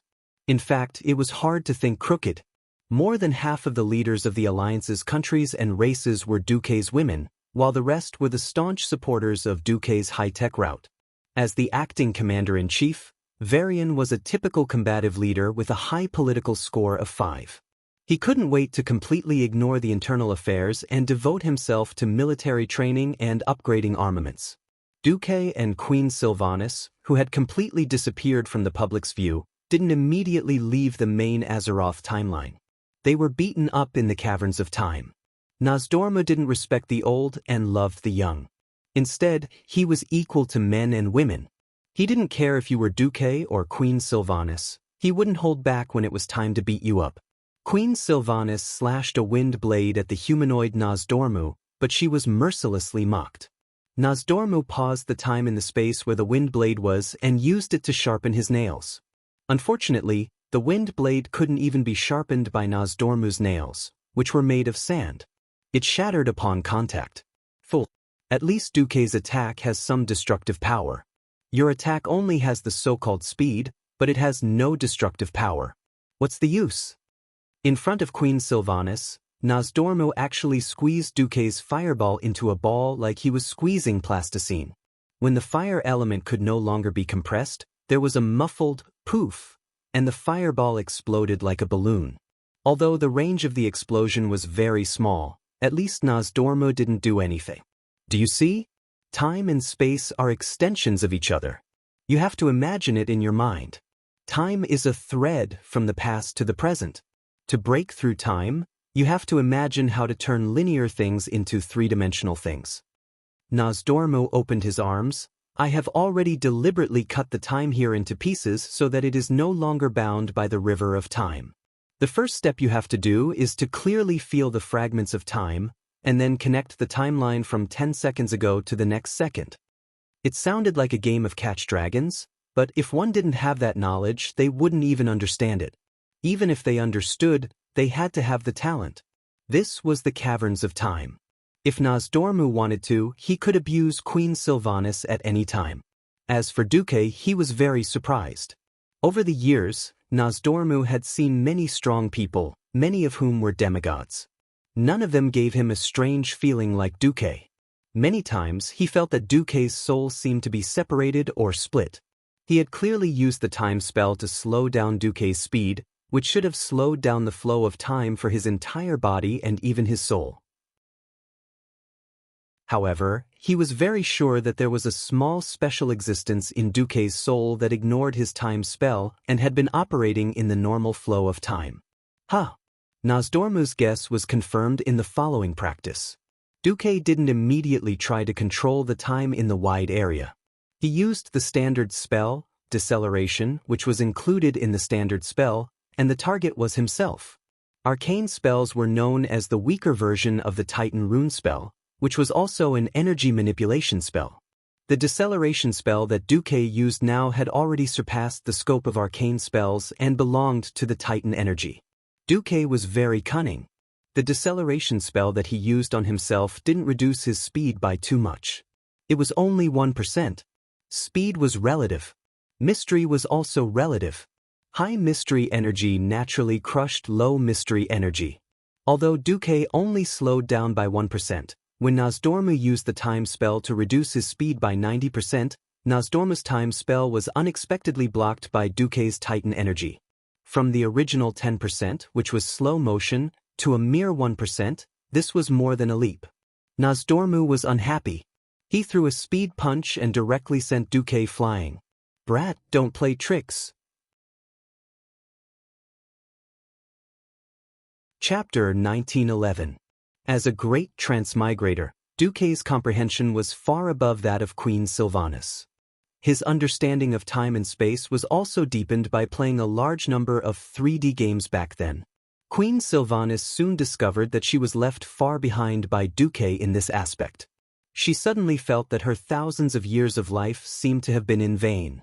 Days passed, and finally one day, Duque stepped out of that door. On the other side, in Azeroth, after the Terminator army led by Nesario was beaten like dogs, the world entered a rare period of peace. No one in the Alliance relaxed.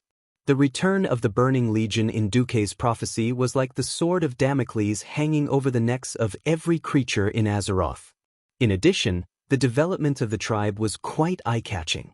After the great division of the tribe led by Brainless Roar, which was composed of almost pure orcs, had a rare period of peace. It probably lasted until Duque announced the start of the time travel, and the tribe immediately launched a tentative war.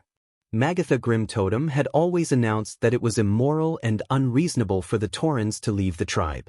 On the 15th of July in the 27th year of the Dark Portal, Garrosh announced that he supported Magatha's Grimtotem organization and declared war on Thunder Cliff. On the surface, this was a civil war among the Taurens. In fact, as many as 150,000 elite Agrima soldiers had stepped into the Mulgore area. After the last cataclysm, the Taurens' total population had fallen below 100,000 because of the attack on the Twilight Fortress. In addition, Magatha was quite influential and divided the Taurens. In fact, there were less than 50,000 Taurens united under Kain's son, Bane. A considerable number of innocent Taurens who did not understand the situation expressed neutrality. On the mountain road to Mulgore from the southern barren land, in order to prevent Theramore's troops from killing their way out of the Dustwallow swamp, the Mulgore Gate was built as a fortification. But soon this giant gate became a joke. The Alliance's flying battleships could watch quietly from the sky while the Taurens worked like lame clowns below. They did not expect that instead of blocking the humans, they would be used to block the tribe. Bane led an army of 10,000 Taurens and resisted the allied forces of 200,000 Taurens and orcs for nearly a month. But that was the end of Ben's bravery. In the northern part of Mulgore, the Stoneclaw Trail was broken through by the elites of the tribe led by the demigod monster, the Goran Kingrel. His Goran army broke into Thunder Cliff overnight. Thunder Cliff, which had a weak defense, fell very easily. In addition, Magatha had sworn on the Thunder Cliff that he only wanted the power of the Taurens and would not kill them. In the end, the Taurens gave up resisting. Bane, who received this news, immediately realized that if he didn't retreat, he would be surrounded. Bane had no choice but to make a painful decision. He left his personal guards behind and continued to defend the Mulgore Gate to the death. Then, he brought the 5,000 Tauren soldiers to rendezvous with the refugees from the Bloody Hoof village and headed southwest. At the cost of thousands of casualties, they painstakingly crossed the mountains between Mulgore and the Feralas region and entered Feralas. Once upon a time, the tribe's area of control included Feralas, the Desolate Lands, and other areas. However, as the cataclysm brought about the proliferation of elemental creatures, the tribe's actual territory was only Duroder and the Barren Lands. After the cataclysm subsided, Garrosh's heart of a bastard, the heart of a tyrant, became active again. Bringing Mulgore back into the tribe's territory was only the first step. Garrosh's ambition was not just to take back Mulgore. It took a full 3 days for Garrosh's army, with the cooperation of Gruul, who had come to kill from the inside, to wipe out the Tauren resistance forces at the Mulgore Gate. Then, the tribe's army turned Mulgore upside down, but they couldn't find Bane and his last supporters. Nearly a week later, the tribe learned that Bane had fled into Feralas with his people. Then, with a wave of his hand, the tribe used a simple raft to cross a section of the Thousand Needles that had been submerged and re-entered Feralas. The situation in Feralas was unexpected. The impact of the cataclysm was too great. In order to attack the Twilight Fortress in the Barrenlands' Great Rift Valley, the tribe withdrew their forces and gave up on Feralas. However, the Alliance set foot on the land of Feralas. Because Sodder Island, which was opposite the western coast of Feralas, would be ravaged by the furious elementals during the cataclysm, Duque had already prepared the Feathermoon Fortress garrison on the island to migrate before the cataclysm happened. Almost as soon as the tribe retreated from Feralas, Chandri's Feathermoon led the Feathermoon Sentinels ashore, in order to move the Feathermoon Fortress ashore after the cataclysm. Before the tribe's scouts saw the majestic Elven Wind Sea Fortress, the tribe still wishfully thought that the Feralas region was still an unclaimed land after being abandoned by the tribe for so long. The decoration style was Elven, but the main city walls were obviously the product of reinforced concrete. The octagonal fortress design was completely different from the original history, and it could effectively resist all kinds of primitive catapults. The Night Elves were almost the most conservative race in the Alliance. Even so, with Duque's mediation and Tyrant's full cooperation over the past 12 years, the Elves had still changed a lot. The most obvious was the integration with the Blood Elves. When Tyrant and Sylvanas, the two Elven leaders, could meet each other openly, there was nothing that could not be discussed. Compared to the modern weapons of the dwarves and humans, the elves were more willing to accept the magic elves, who were once of the same race. Specifically, there were many more magic towers in the Night Elves' fortress. These magic towers, which were usually 7 stories tall, were all connected to the magic net and were guarded by a radiant moon mage. In addition, Duque had opened up his technology and developed flying battleships that were purely powered by magic. The Night Elves quickly accepted this elemental battleship and built it into a very round and beautiful Elven Wind battleship. Seeing this fortress with at least 50,000 elites and more than 300 flying battleships of various sizes hovering in the air, the tribe was dumbfounded. Markorak, Garusha's most loyal adjutant, had led 100,000 tribe troops to receive the order to kill Bane and his remaining followers. He questioned first, "This is the tribe's territory. What are you doing here in Feralas?" On the city tower, Chandri's Feathermoon, who was now the Feathermoon Marshal, laughed coldly. "Ridiculous! Kadoriai's Feathermoon Fortress has existed in this area for more than 1,000 years. Your tribe has only been here for 2 years, and it just so happens that we are under strict orders not to have any conflicts with the tribe, so we didn't care about your indiscriminate logging in Feralas. Besides, during the cataclysm, it was clearly your territory that you gave up. Now you have the nerve to say that the Feralas region belongs to your tribe?" Chapter 1912. Markorak choked for a moment.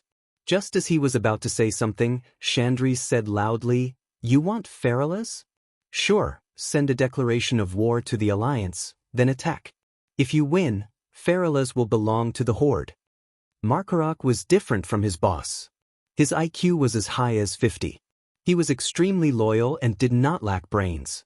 The combat power of the two sides was not on the same level. Rashly starting a war with the Alliance was definitely not a decision he could make. And whether it was him or the other warlords, they all immediately noticed the change in the Alliance's attitude.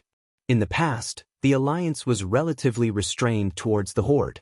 Even the Night Elves, who had wars and grudges with the Horde, did not attack immediately after their favorite forest was cut down.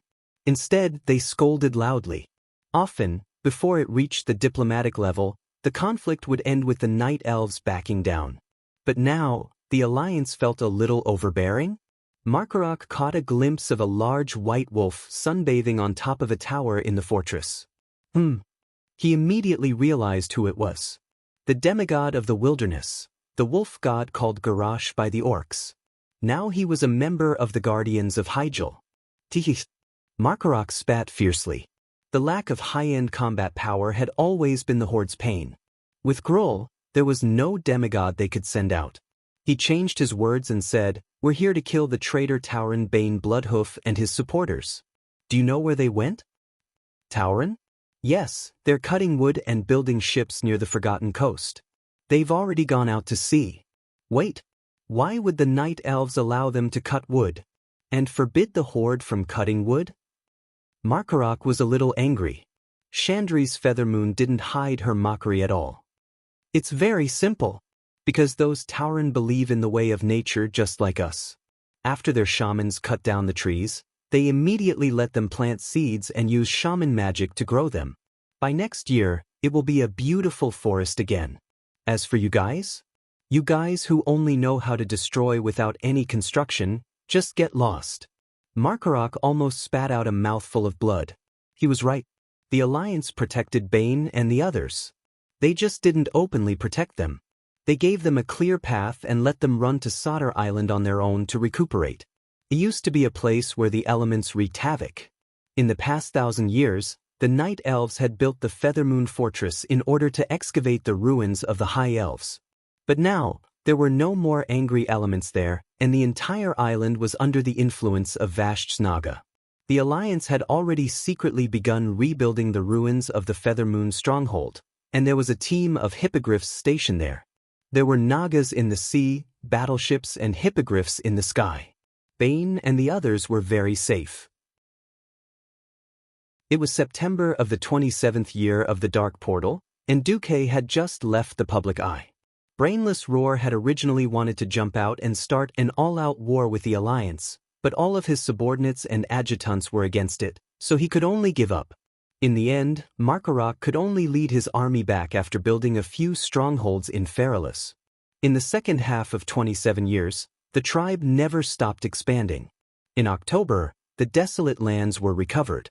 In November, the remnants of the wild boars in the Razor Highlands and Razor Swamp were completely wiped out, and the tribe's first fleet began to be formed in the original Thousand Needles forest, flooded by the sea after the Great Cataclysm. In December, the elites led by Gruul and his Galan army gathered in the north of the desolate lands, and the 200,000 troops of the tribe were hoarded on the east side of the Stonedalin mountain. Seeing that the situation was not right, the Prince of Trade of the Rusty Water conglomerate, Galavix, quickly threw away his moral integrity and personally ran to Orgrimmar to apologize. The goblins of the Rusty Water conglomerate rejoined the tribe. In view of this, the Darkspear trolls on the Echo Islands were sitting on pins and needles. Wajin knew that if he did not make a decision, the next target of Gurus's reckoning would be the Darkspear trolls. After all, the Echo Islands were on the edge of the Duroder Sea. Gurus would never allow a nail to dangle at the edge of his heart. Receiving the news of the tribe's formation of a fleet, Wajin decisively secretly contacted the Alliance and expressed his desire to join the Alliance. Varian did not agree. In the absence of Duque and Sylvanas, the thousands of years of conflict between the Blood Elves and the Trolls was not so easy to resolve. Moreover, Duque had already made a plan for this. The final decision was that the Alliance could send ships to pick up the Darkspear Trolls and open up the southernmost Stranglethorn Vale, Hagaro Island, allowing the Darkspear Trolls to live autonomously on the island. Wajin sighed. He agreed. Almost as soon as the Darkspear Trolls withdrew, the brainless roaring orcs killed their way to the Echo Islands. At this point, except for the new Undercity tribe in Winterspring, there was no other way. Gurus once again completed the unification of the tribe, connecting the tribal territories into one. The greatest leader in the history of the tribe. The strongest great chieftain. Long live Gurus! Every victory, there was always no shortage of advocates. Gurus became a little complacent in the midst of countless praises and praises. If he was a politician who mingled among the humans, he would know that there was a word called kill by flattery. The orcs who flattered him were sincere. This kind of invisible and unintentional flattery was even more hurtful. Fortunately, he still had a last trace of sanity and knew not to go to war with the Alliance. Due to the fact that the Alliance in this life was far stronger than the original history, Gurus's situation became a little strange. He could be described in one sentence: an expert in civil wars, an amateur in foreign wars. However, recently he gave a series of unreasonable orders to his bitter little brother, the Prince of Goblin Trade, Galavix. Are you still a goblin who boasts of advanced technology? The ninth-rate gnomes of the Alliance are smarter than you. I'll give you 1 year. In any case, whatever the alliance has, the tribe must have. Galavix was actually quite rich recently. After the cataclysm awakened the volcano on his home island, the king of trade realized that he could use his ship to move the panicking refugees to a safe area, take away their life savings, and sell them as slaves. This way, he could make a fortune. This was originally a clever plan in history. In the end, the ship was blown to pieces in the crossfire between the tribe's ship and the Alliance's fleet. The goblin survivors swam to the lost islands far from the coast of Kalimdor and caused a series of events. In this life, because the tribe and the Alliance didn't fight each other after the cataclysm, Galavix succeeded and made a huge fortune. The Prince of Trade, whose life was in Gersa's hands, went to work indignantly. He made a huge promise in the black market. Anyone who could steal the technology from the Alliance would be rewarded with a sky-high reward. Chapter 1913. With a great reward, there would always be brave people. Apart from the gnomes, the scum of the human race, bounty hunters, and wanted criminals all rushed to Iron Furnace Castle. That was where the Alliance's high-tech research center and factories were located. Even though the Alliance had changed the high-tech research center to only allow dwarves and gnomes to enter and exit, unfortunately, as long as they were human, they would have all kinds of thoughts and desires. The Rustwater conglomerate was unscrupulous. What? You have trouble with your small business? Come and sign this small loan contract with 50% monthly interest. Don't worry, you will be able to pay it off soon. What? You want to treat your son? Come, sign this 30-year compound interest loan contract. No collateral? Take a picture of any beautiful girl in your house. Don't worry, as long as you pay back the money, it will not be announced. Coercion, bribery, usury, loan traps, and beauty traps were always able to lure some humans, dwarves, and gnomes to leak out their technological blueprints. It was rare for Garavix to give out a few bounties, which stimulated those who had been tricked by him to be cannon fodder. It was like buying a horse's bones with 1,000 gold coins. At this time, the Goblin Prince was shocked to find that his situation was too embarrassing. First of all, the Alliance's technological line was divided into two: one was the magic line, with the Titan rune magic as the core, extending to the arcane and elemental lines. All the new flying magic warships were based on the magic net. The problem was that the tribe could not have the magic net. Technology could be stolen, but where could they steal a demigod of the magic net? Even though Duque had left Azeroth, he still let Khadgar maintain the magic net's good operation. At this time, the person who controlled the magic net with the highest authority was one of Duque's wives, Queen Jaina of Kultiras. This kind of alliance leader had no possibility of betrayal. In the current situation where there were almost no demigod mages in the tribe, not to mention imitating a magic net, they could not even control a small area magic net. This kind of sadness could be written as a tribute to the tribe. The other was the modern industrial line that the goblins were more familiar with. It had to be said that Garavix was indeed omnipotent. He had successfully stolen the formula of TNT explosives and the relatively cutting-edge steelmaking technology of the Alliance. He had even mobilized the most elite craftsmen to build a warship for the Horde using the second-hand warships that the Alliance had eliminated and converted to civilian use. It no longer looked like a garbage ship that was pieced together with countless iron sheets and steel plates. It looked like a mass-produced battleship built by a large-scale industry. The gleaming jet-black steel hull, the pitch-black cannon barrels. Just a volley of 2 cannons was enough to instantly turn a wooden target ship 2 kilometers away into ashes, exploding into a fireball and flying into the sky. For this, Garrush was quite happy and personally named it Hellscream. In response, Brainless Roar encouraged Galavix to work harder and make the tribe's flying battleships in large quantities. If the Alliance had 1,000 ships, the Horde would have 10,000. As for money and resources, there was no need to worry. The tribe would give as much as they had. Give me as much as you have. This sentence was the key point. The exam had to be. No. It was Galavix who wanted to say MP. If the commander of the Alliance had said this to Galavix, he would have been ecstatic. No matter how ugly the other party was, he would have kissed him. Every day, he would do nothing but take 100 million gold coins as soon as he woke up. The alliance was rich. The three richest families in the alliance were the Marcus family, Kurtiras, and Alterac. Any one of them was richer than the 5 goblin trading princes combined. In this life, after the establishment of the alliance, Dumuk had always been indifferent to the goblins. Unless it was absolutely necessary, he would never do business with the goblins. As a result, in Azeroth, the Hot Sand Consortium was relatively wealthy. Because the Hot Sand Consortium was a neutral force. The alliance prohibited any military procurement with the Hot Sand Consortium, but it did not prohibit civilian trade. In fact, because the alliance had to fight the Courage War a few years ago, and because they had to pass through Gadgetsan in the Tanaris Desert to collect mineral deposits from the Goro crater, they had to do a lot of business with the Hot Sand Consortium. The rest was the venture capital company that was despised by everyone. This multi-ethnic goblin group destroyed the environment for their own selfish interests. Almost everywhere they went, they were beaten to death. Recently, because of large-scale espionage operations, the Rustwater Consortium was also adjusted to the wanted rating by the Alliance. Once any member of the Rustwater Consortium was found to enter the Alliance's territory, they would be shot on the spot without approval. Now the Alliance had banned the entry of goblins. Even the Hot Sand Consortium, which had originally cooperated with them, could only trade in limited areas.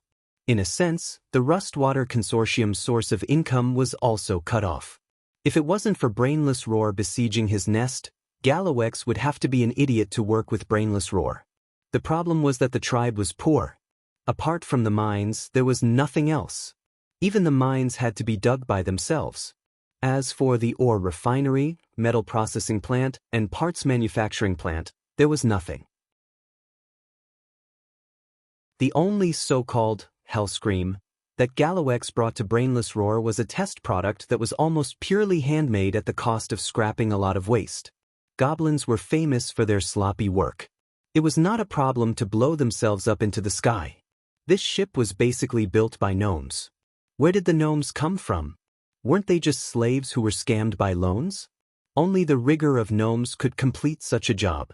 But to produce a single warship and a mass-produced warship, this place designed industrial mass production. Galawex found that even if he stole the blueprint, he couldn't mass-produce it. Not only did it involve large-scale supporting industries, but also the core and key molds could not be found. Mold masters were basically very important talents in the Alliance equivalent to generals. They and their families were closely protected. Moreover, the most sophisticated parts, molds, and production lines of the cutting-edge warships were actually produced in Odor's Mimiron workshop. Could the Rustwater Consortium extend their hands to Odor? Those who were not in Odor would be killed directly when they got close to the Storm Cliff.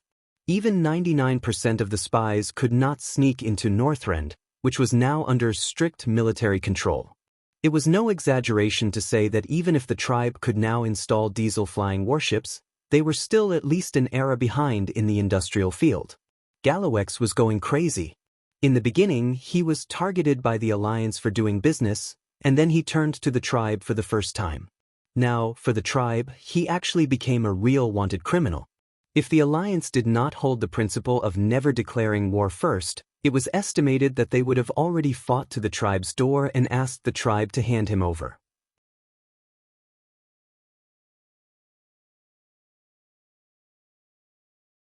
Chapter 1914. It wasn't that the Alliance hadn't lodged a diplomatic protest with the Horde. If he could listen, then he wouldn't be brain-dead Roar. Not only was he ashamed of it, but he was proud of it. The Horde doesn't understand what you're talking about, but if the Alliance dares to step into our territory, the Horde will fight. Braindead Roar's clean rebuttal made Galawex even more moved. He turned around and asked Braindead Roar for all the Taurens who had surrendered in the last war and to drag them to the mines as slaves to mine. In fact, Gurus Hellscream had always had a very complicated fear of the Alliance. From childhood, youth, and adulthood, he had stayed in Nagrand, waiting for death. Even though the other half of his vision was the lush green Nagrand, every day he watched the gradually collapsing world and the floating islands in the sky because of the chaotic gravity. He had always felt fear. Finally, one day, the ancestors he had been praying for sent people to save him. The leader was, of course, Thrall, but it wasn't the great chief's orc army that brought the 2 million orcs out of that dangerous place, but the Alliance's flying battleships. Gurus would never forget the first time he had seen those giant artificial objects that were hundreds of meters long soar into the sky and take him and his people away. It had given him the feeling that a different race, mainly humans, had used their wisdom and power to defeat nature and conquer the world. After escaping by a fluke, all that was left was a deep sense of fear and inferiority. Compared to this high-tech civilization, the orcs were too primitive and backward. Perhaps in the past, the orcs could use the power of demons to defeat the Draenei, who were few in number. But against a race that had more people than the orcs, a race that was more civilized and more powerful than the orcs, the humans, could the orcs really win? There were no professional psychologists in this world. No one knew that when one's inferiority complex reached its limit under the pressure of extreme fear, there would only be two possibilities for one's soul. Either it would collapse under the pressure, or it would become extremely arrogant in order to vent the pressure on one's soul after the extreme inferiority complex. Gurus was afraid of humans, afraid of Duque, and at the same time, he hated Duque, who had stolen the father he was so proud of. It was this contradictory mentality that caused him to hate the alliance led by the humans. He would not rest until he destroyed this alliance that threatened him, the orcs, and even the entire tribe. It was with this mentality that he stepped into the door of darkness 28 October. A mysterious figure appeared and satisfied his desire. The former Sun King, Anastrian. Afraid of the alliance. Actually, even if we can't catch up to the alliance in a short period of time, as long as we get the weapons that the alliance doesn't dare to attack us, that's enough. What are you referring to? Bones. Tell me what you think, or I'll tear your bones apart and feed them to my wargs. Garush did not show the slightest bit of respect to the tribe's only Breaking Dawn wizard. Anyway, in his opinion, the wretched wretch who betrayed the High Elves for immortality, betrayed the Forgotten Ones under the pressure of the Lich King, and finally returned to the tribe to seek refuge shamelessly was not worthy of any respect. In a sense, he was right. Anastrian was now a slave to 3 different families. Focusing rainbow. A term that Garrush had never heard of came out of that rotten mouth.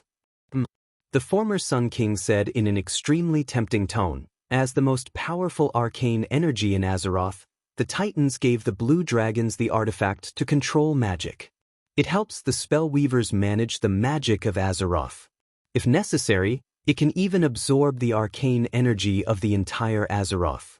However, this will make it extremely unstable. If it explodes, it might blow up the entire Azeroth into a second Outland. Oh, our world. Garush's breathing quickened. He was so excited that he could even hear his own intense heartbeat. Every beat was so powerful that it pounded against his chest. It was precisely because he knew that the Alliance had the ability to easily destroy the tribe that he was so irritable and furious. If he could have this thing, he wouldn't have to be afraid of the Alliance. If the Alliance dared to attack, he would dare to blow up the Azeroth. Well, you said, is it true? Where is that thing? Even Garush knew that he was a little too eager, and his voice trembled. Coincidentally, I know where that thing has been recently. As the price for me helping the Great Chief control this great weapon, I hope that the Great Chief can also help me with a small matter? Say it. Garush was impatient. I hope to once again become the leader of the Forsaken so that the Forsaken can rejoin the tribe. That's for sure. That bastard Delano who betrayed his ancestors. Serves him right for not being able to return to the land of ancestral spirits. Garush agreed without hesitation. Just as the tribe was secretly carrying out a new conspiracy. In the conference room of the Dalajan Kirin Tor Council. Unexpectedly, there were no other Kirin Tor Council members here. There were only 3 people sitting in high positions. Each of them was someone who could make the world tremble with just a stomp of their feet in the Alliance. Demigod, the current supreme leader of the tidal throne, Queen Naga, vice commander of the Alliance Navy, Vashj. Demigod, the current supreme leader of the Land of Fire, Dalajan Kirin Tor Council, leader of the Alliance Mage Army, Kale, that's Sunstrider.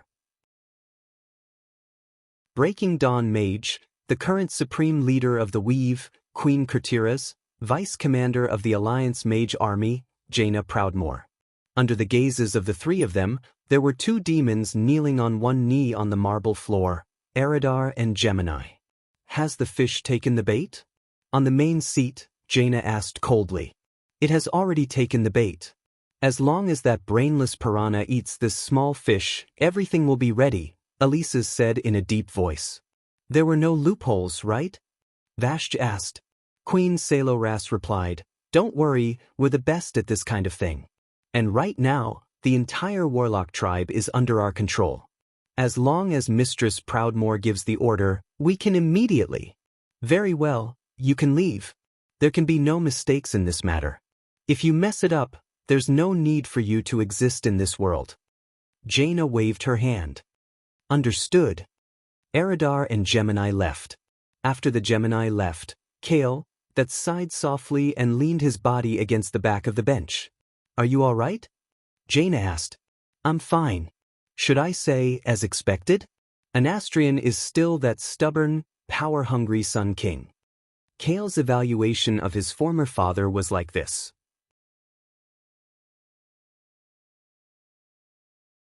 Chapter 1915. After holding power for thousands of years, he wouldn't learn to give it up until the very last moment of destruction. So what if he became a lich? So what if he was once captured by Arthas? Even if he became a marginal figure among the Forsaken, he still couldn't forget power. Although the plan that Duque left behind was a bit sinister, a fly wouldn't bite a seamless egg. If his father hadn't been greedy for power, he wouldn't have fallen for it. However, he didn't hide this plan from Kale, which showed that Duque trusted him quite a bit. A treasure like Focusing Rainbow must not fall into the hands of the Horde, Kale, said resolutely. Don't worry, that brainless roar won't be able to get it. Because there's no Focusing Rainbow in this world, Jaina said with a smile. Could it be? Vashj suddenly realized. Yes, it was taken away by Duque. At this moment, in another timeline, Queen Sylvanas realized that something was wrong almost as soon as she entered this timeline. Disgusting. Such dense magic power. Duque looked up at the purple-blue sky and cursed in his heart, but he quickly calmed down. Damn it, this is the magic net. The magic net that extends from the magic pivot. This timeline is probably the timeline where the Blue Dragon King Malygos succeeded in stirring up trouble and stirring up trouble. Queen Sylvanas raised her golden eyebrows. If the arcane elements completely dominate this timeline, then my strength will be reduced by more than half. Duque smirked. That's not necessarily true. After saying that, he took out a ball that looked like a blue dragon's eyeball as if he was performing a magic trick. This is Focusing Rainbow. Duque's smile widened. I thought of it when I smuggled the soul of the dragon. If an amazing treasure like the soul of the dragon can be brought over 10,000 years in one go by reducing the energy contained in it, then I can also bring over something that doesn't contain much energy but can definitely help me. What are you going to do? Is there a ready-made magic net? That's even better. Duque raised the Focusing Rainbow in his hand. Queen Sylvanas found that the bead was getting bluer and bluer, and it was even emitting a weird blue light. The light blended perfectly with the arcana elements in the sky.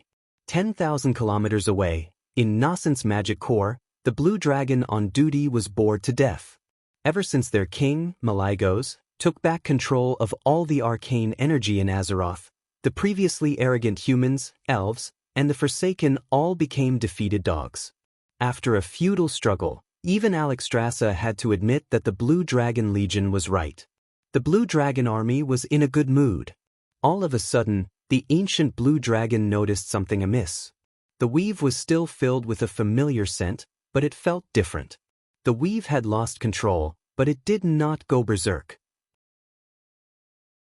It was as if there was a strange existence that was greedily seizing control. Who is it?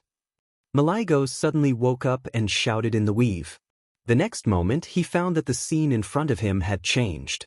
It was as if he was in the temple of the Pantheon, and the holy elephants of the Titans stood on it, looking at him with profound eyes. My child, I am very disappointed in you. It was the voice of Tul, the father of the gods. Malygos was so scared that he wet his pants. Duque, who was far away in the Kalimdor continent, smiled and made an okay gesture to Queen Sylvanas. Queen Sylvanas' eyes widened. You deceived the highest authority of the weave? Don't make it sound so bad. I just took back a power that was abused by Malygos on behalf of the Titans. Duque said shamelessly. Okay, now we have to fix this relatively powerful era. It's getting closer to the main timeline. A month later, Queen Sylvanas cursed. Duque, you lied to me. What? Spare me, wife. No one knew what Duque was doing in the branch timeline. In the main timeline, everything was playing out according to the script. The focusing rainbow was originally a treasure of the Blue Dragon clan, and it could not be lost. However, strictly speaking, the Blue Dragons had already thrown it away twice. When Saffron was killed by the second fool, it was inadvertently taken away. However, Malygos, who was still crazy at the time, did not fulfill his duty to guard it, and allowed the treasure passed down to him by the Titan to fall into the hands of the Scourge army. In addition, Kalegos, that trash, had not been able to learn the Titan rune set left by Malygos after so long. In the end, he still could not control the focusing rainbow. After the Wormrest Temple went through a series of changes, and after killing Nisario for the second time, Alexstrasza simply announced that this thing had been taken by Duque to play with. Now, the Blue Dragon army was following the plan that Duque had left behind in advance, transporting a genuine, focusing rainbow from the magic pivot to the Wormrest Temple in the Dragonbone Waste. After the end of the Cataclysm, Thrall took advantage of the opportunity of the Wormrest Temple to show his face to the Red Dragon Queen for a long time. While making a familiar face, he also helped the tribe clear their names many times, openly or secretly. Unfortunately, with a certain person's plan, as long as the tribe took the bait, they could no longer clear their names. On the highest floor of the Wormrest Shrine, the humanoid Alexstrasza was enjoying the cold wind that was only a chill to her. She was comfortably sitting on a chaise longue that Dumuk had gifted her before he left, crossing her legs and looking very happy. Sister, do you think those green-skinned creatures are really so hateful? Isra, who was also in human form, still had her eyes closed. She sat in a basket woven from vines, swaying and leisurely kicking her long calves. In essence, they are more aggressive than the progenitor dragons.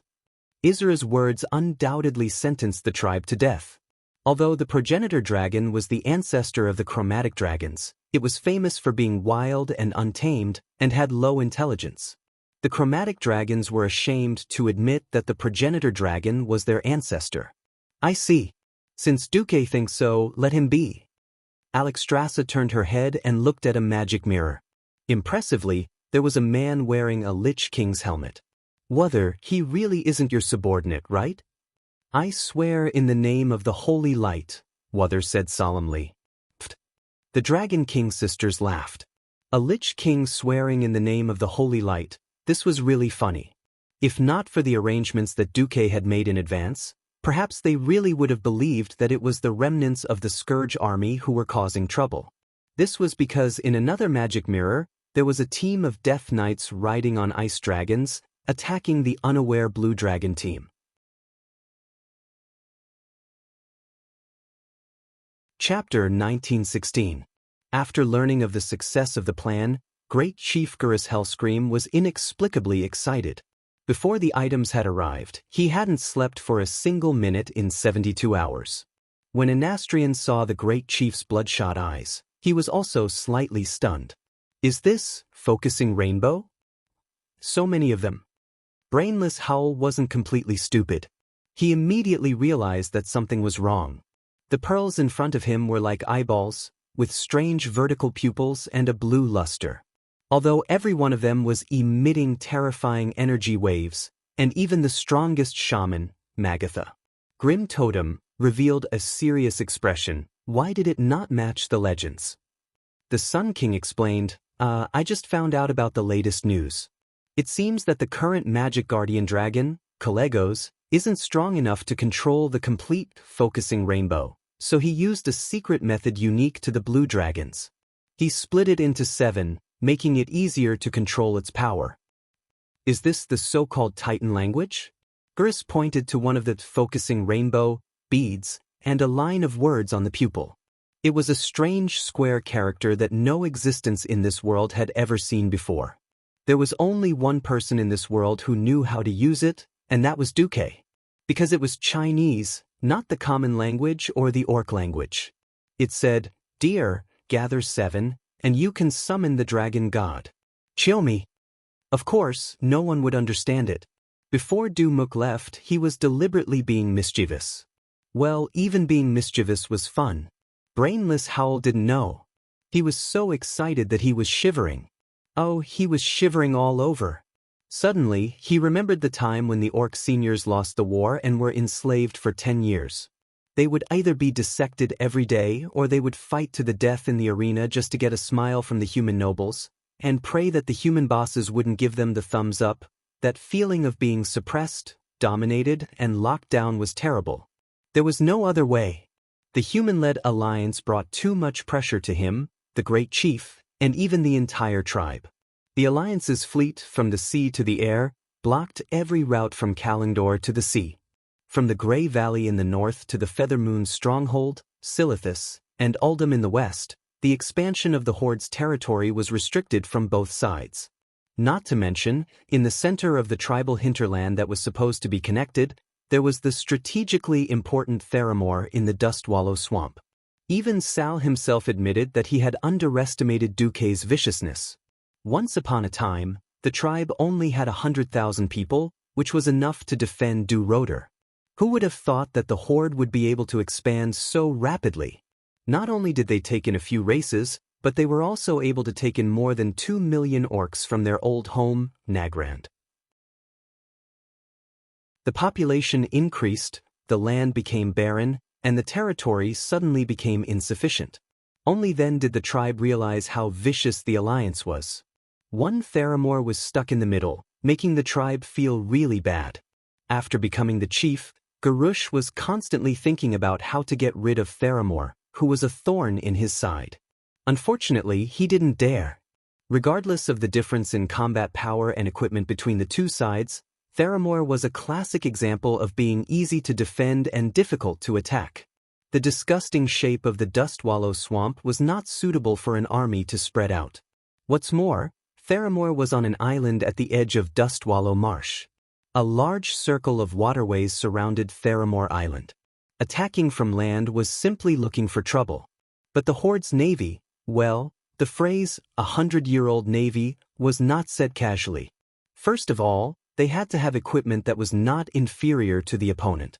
It would be a joke to use a wooden ship to fight a warship with a steel hull. Then there was the training of the navy. It was not to say that a sailor could become a sailor just by sitting on a ship.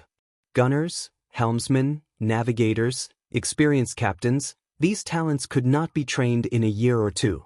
When the Alliance opened a base on Theramore, it was to bully the Horde for not having a decent navy.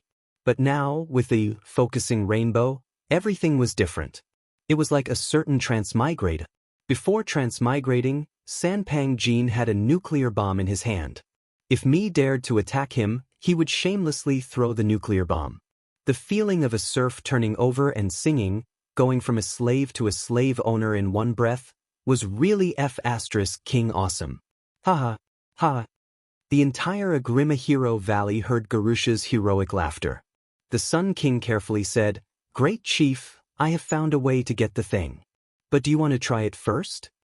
Brainless Roar was a magic idiot. He definitely knew 6 out of 7 things about magic nuclear bombs. In fact, he knew nothing about them. Magatha, come and take a look. Not only Magatha, but he also summoned all the people who could be called magic experts. The result was, of course, his advisors and his subordinates all unanimously agreed that these 7 focusing rainbows could easily absorb all the magic elements in the surrounding atmosphere. As long as a little primer was added, there would be an earth-shattering explosion.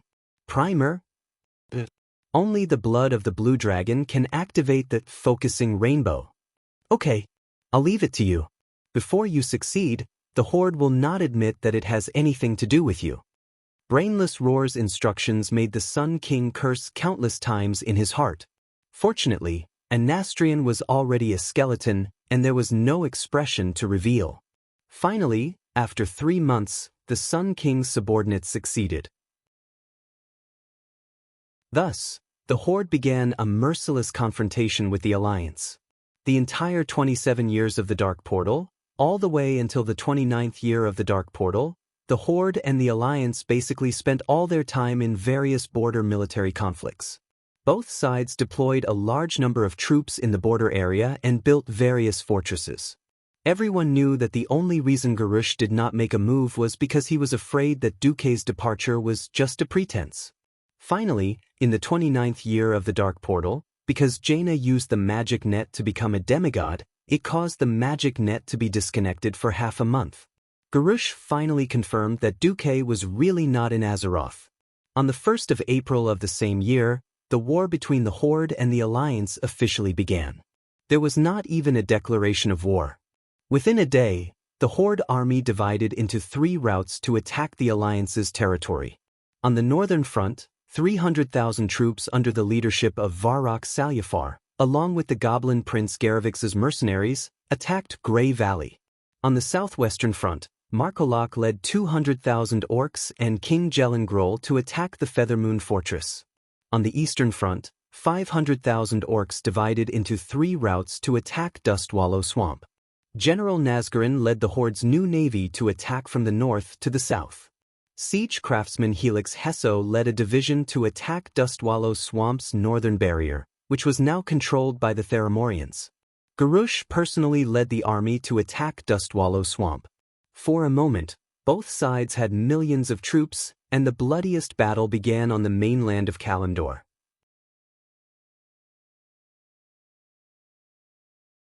Chapter 1917. For the chief, for the tribe. Bang. Accompanied by a gunshot that sounded like it came from the sky, the orc captain who was still lecturing a second ago was shot in the head and laid dead on the ground. Captain! Captain is dead! The group of orc recruits panicked. 500 meters away, the sniper and observer who had completed their mission quietly put away their 98K sniper rifle. To make it easier, the sniper removed the suppressor and disappeared into the rocky mountain under the cover of the night. The orc hunting team that arrived 10 minutes later couldn't find anything. Impossible. They should be here. My ward can't smell anything. Damn, if only the trolls were here. The orcs missed the trolls a little. After all, they were the best hunters and trackers. 300 meters away, the sniper team that had just caused trouble was hiding in a camouflage net.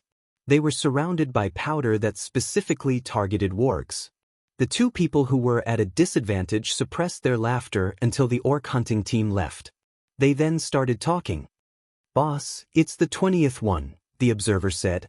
"Yeah, did you see that guy's nameplate?" "Yeah. Boss will probably get promoted when we get back." "I don't want to get promoted. It's more fun to play sniper in the enemy's rear." The sniper smiled and showed a palm that was missing a middle finger. The calluses on his hand proved that he used to be an excellent archer. Normally, he would have retired a long time ago without a middle finger. He was worthless in the old army since he couldn't pull a bowstring. Here, he could still be an excellent sniper. Boss, it's a pity that we can't snipe the enemy's officer." "Yeah. Centurions and above are all professionals. Unless they hit the throat or something. Last time, I sniped that guy's head 3 times and I couldn't even penetrate his skull." This scene was only a microcosm of the countless battles between the Alliance and the Horde. In the field of normal soldiers, the Alliance had the absolute advantage. With modern rifles, cannons, and other hot weapons in hand, dealing with tribal soldiers with axes and hammers was like cutting chives in a field. They could kill them however they wanted. Against professionals, the effect wasn't as obvious. If the Alliance did not send out professionals, they would often be hit directly by large-caliber cannons, or forcefully suppressed to death by more than one continuous fire cannon, such as 40mm octuple cannon, Bofors machine cannon, etc. Overall, apart from the especially conservative Night Elves, the Alliance had an absolute advantage on all fronts. And this was under the premise that the Alliance hadn't quickly mobilized their flying fleet over. That's right, the Alliance had purposely pulled back their flying fleet. This was common sense in modern military affairs. If there was enough strategic depth, no commander would place their elite troops on the front lines. On Earth before Duque transmigrated, the front lines were always the second-line troops. Because once they were bombarded by the enemy's cannons, the troops at the front would become cannon fodder. The elites would always hide in the back and only come out when the horn of counterattack was blown.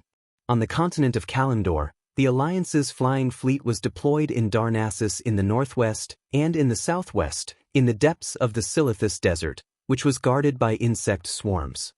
Theramore had less than 200 old flying warships, which didn't have the upper hand against the Horde's air force. After all, in the past 3 years, the Horde had been smearing the walls either by buying or stealing, and had gotten a lot of second-hand flying warships that had been eliminated by the Alliance. Although most of the equipment was removed during the elimination, they could still fight with some modifications. The Horde used 500 steam-powered flying warships to surround more than 200 Alliance warships. Sir, why can't we fight freely? The Horde's broken toys can be taken care of in 1 round. Sir, the soldiers below are generally complaining that it's too stifling. Sir, as the fleet commander, Admiral Taylor slammed the table.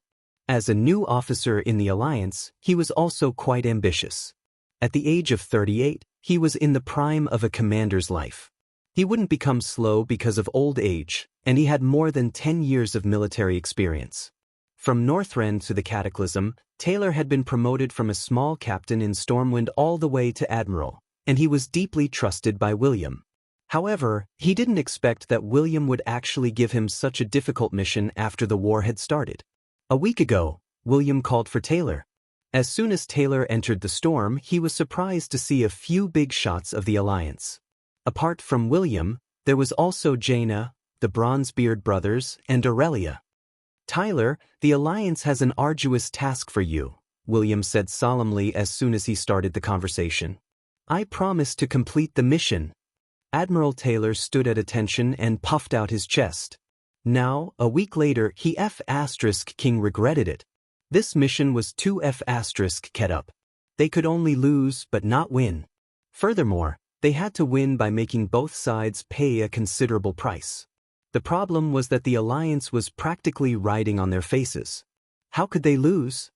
In terms of military strength, the Alliance was currently the strongest in the southern continent, followed by the Rotterdam continent, and finally Kalimdor. The Night Elves and Draenei didn't develop modern air forces, so they could only pick the weakest from Rotterdam. Since the Dark Portal, Rotterdam had never been weak. Alterac was the wealthiest, and their warships were the best. Those 250-meter-long giant cannons with 460mm caliber main cannons were terrifying enough to scare people to death. The Storm Guardians had inherited the ferocious habit of the Mountain Knights during the Torrential Fortress era. They fought without any regard for their lives. Once they went up, they couldn't hope to come back. Either they completely destroyed their opponents, or they were completely destroyed. The Dalajan didn't play with technology. In the end, the Gilnea's air force was chosen just like that. In order to keep it a secret, the higher-ups didn't reveal that they were going to fake their defeat. Who knew that ever since they returned to the Alliance, the Gilneas would recover from the destruction brought about by the Cataclysm. They were also full of energy to prove themselves. Under the supervision of the old Alpha Wolf, Jean, the Gilnea's soldiers trained hard. As soon as the battle started, a volley of main cannons blasted 1/6 of the opponent's airship down. This was because the Gilneas didn't have money. Live ammunition was still rare, and they could only use the expired cannonballs produced by the Alliance to test fire. In the end, they only had a 23.6% hit rate for the target from 3,000 meters away. Otherwise, the wooden-hulled warships at the back would really be no match for the Alliance. What the hell was the opponent? The fleet didn't have the upper hand, and less than half of the cannons used TNT gunpowder. Many of the cannons didn't even have the brakes installed properly. When they fired, the deck of their own ship caved in.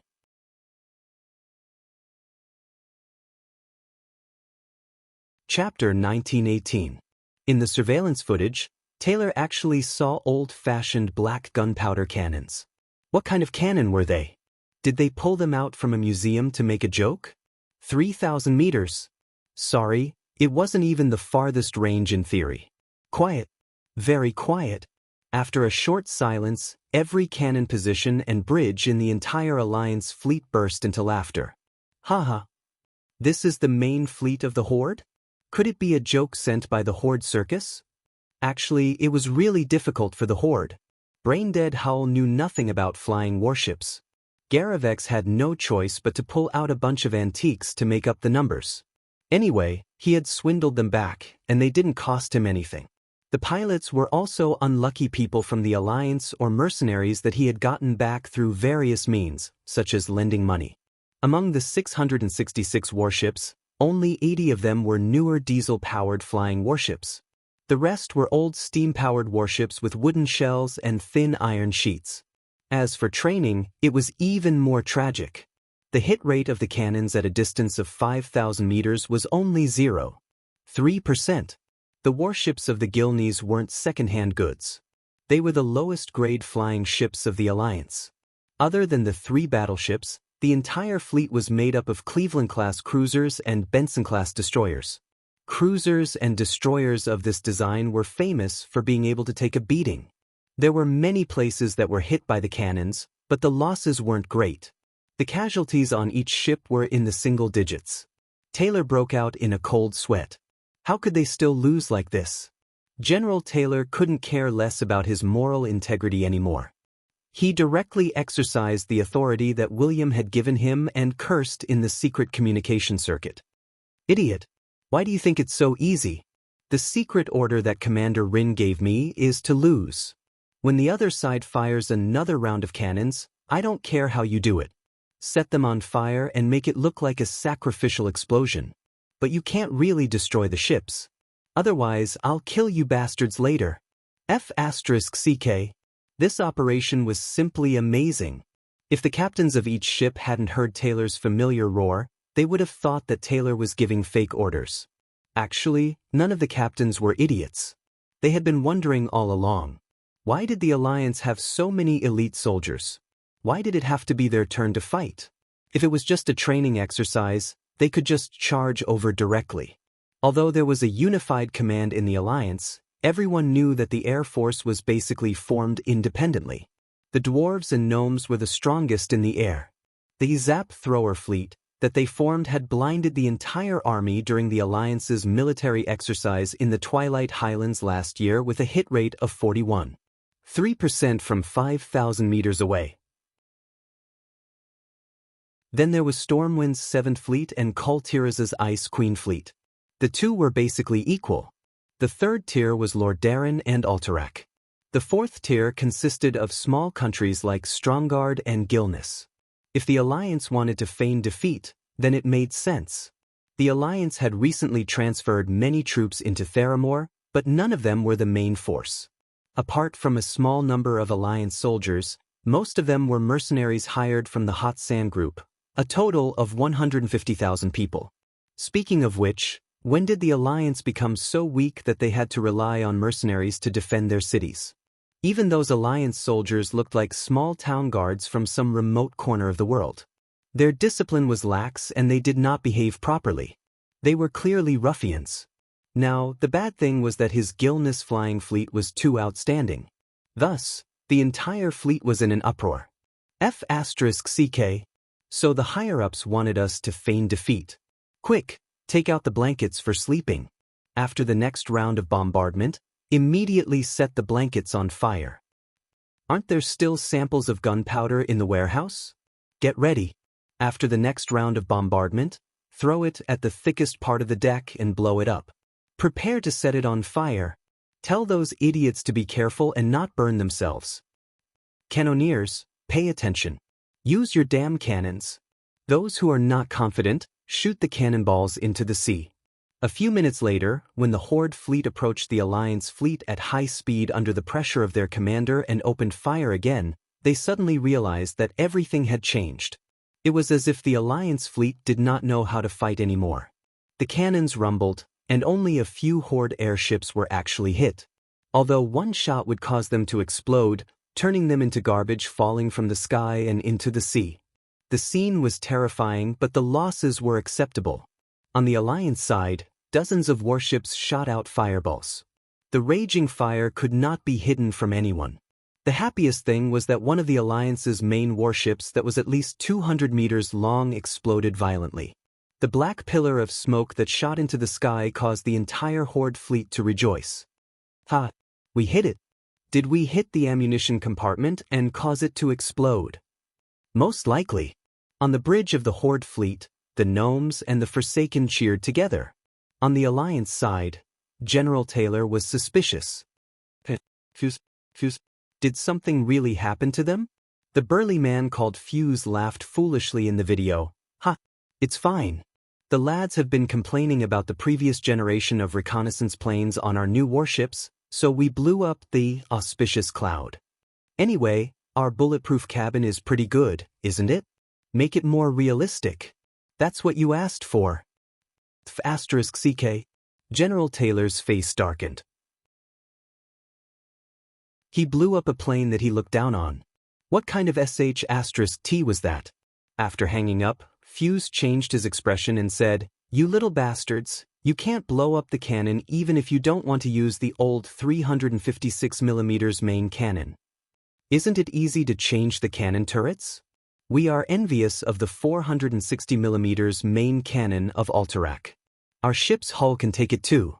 At least change to a 400mm main cannon." It was damaged on duty anyway. The Alliance would reimburse it. Soon, Fuse controlled the battleship, Maersk, to perform a thrilling crash. The left rudder was 15 degrees, the right rudder was 31 degrees. It dragged a long trail of black smoke as it swayed and crashed into the Theramore military port diagonally behind. It landed steadily on the dock. Then, the veterans on the ship started to play mahjong. This battle was named the Battle of Theramore. The Horde lost 437 warships, and the Alliance lost more than half of their warships. On the surface, there were 132 warships, but in reality, there were no warships that crashed and 81 casualties. After weakening the Alliance's air force, the Horde finally used their ultimate weapon 3 days later. It was a desperate charge by hundreds of flying warships, all for the sake of covering a warship that was concealed by wind magic and illusions in the sky. On that battleship, a magic bomb that shocked both the Alliance and the Horde was dropped. Focusing Rainbow.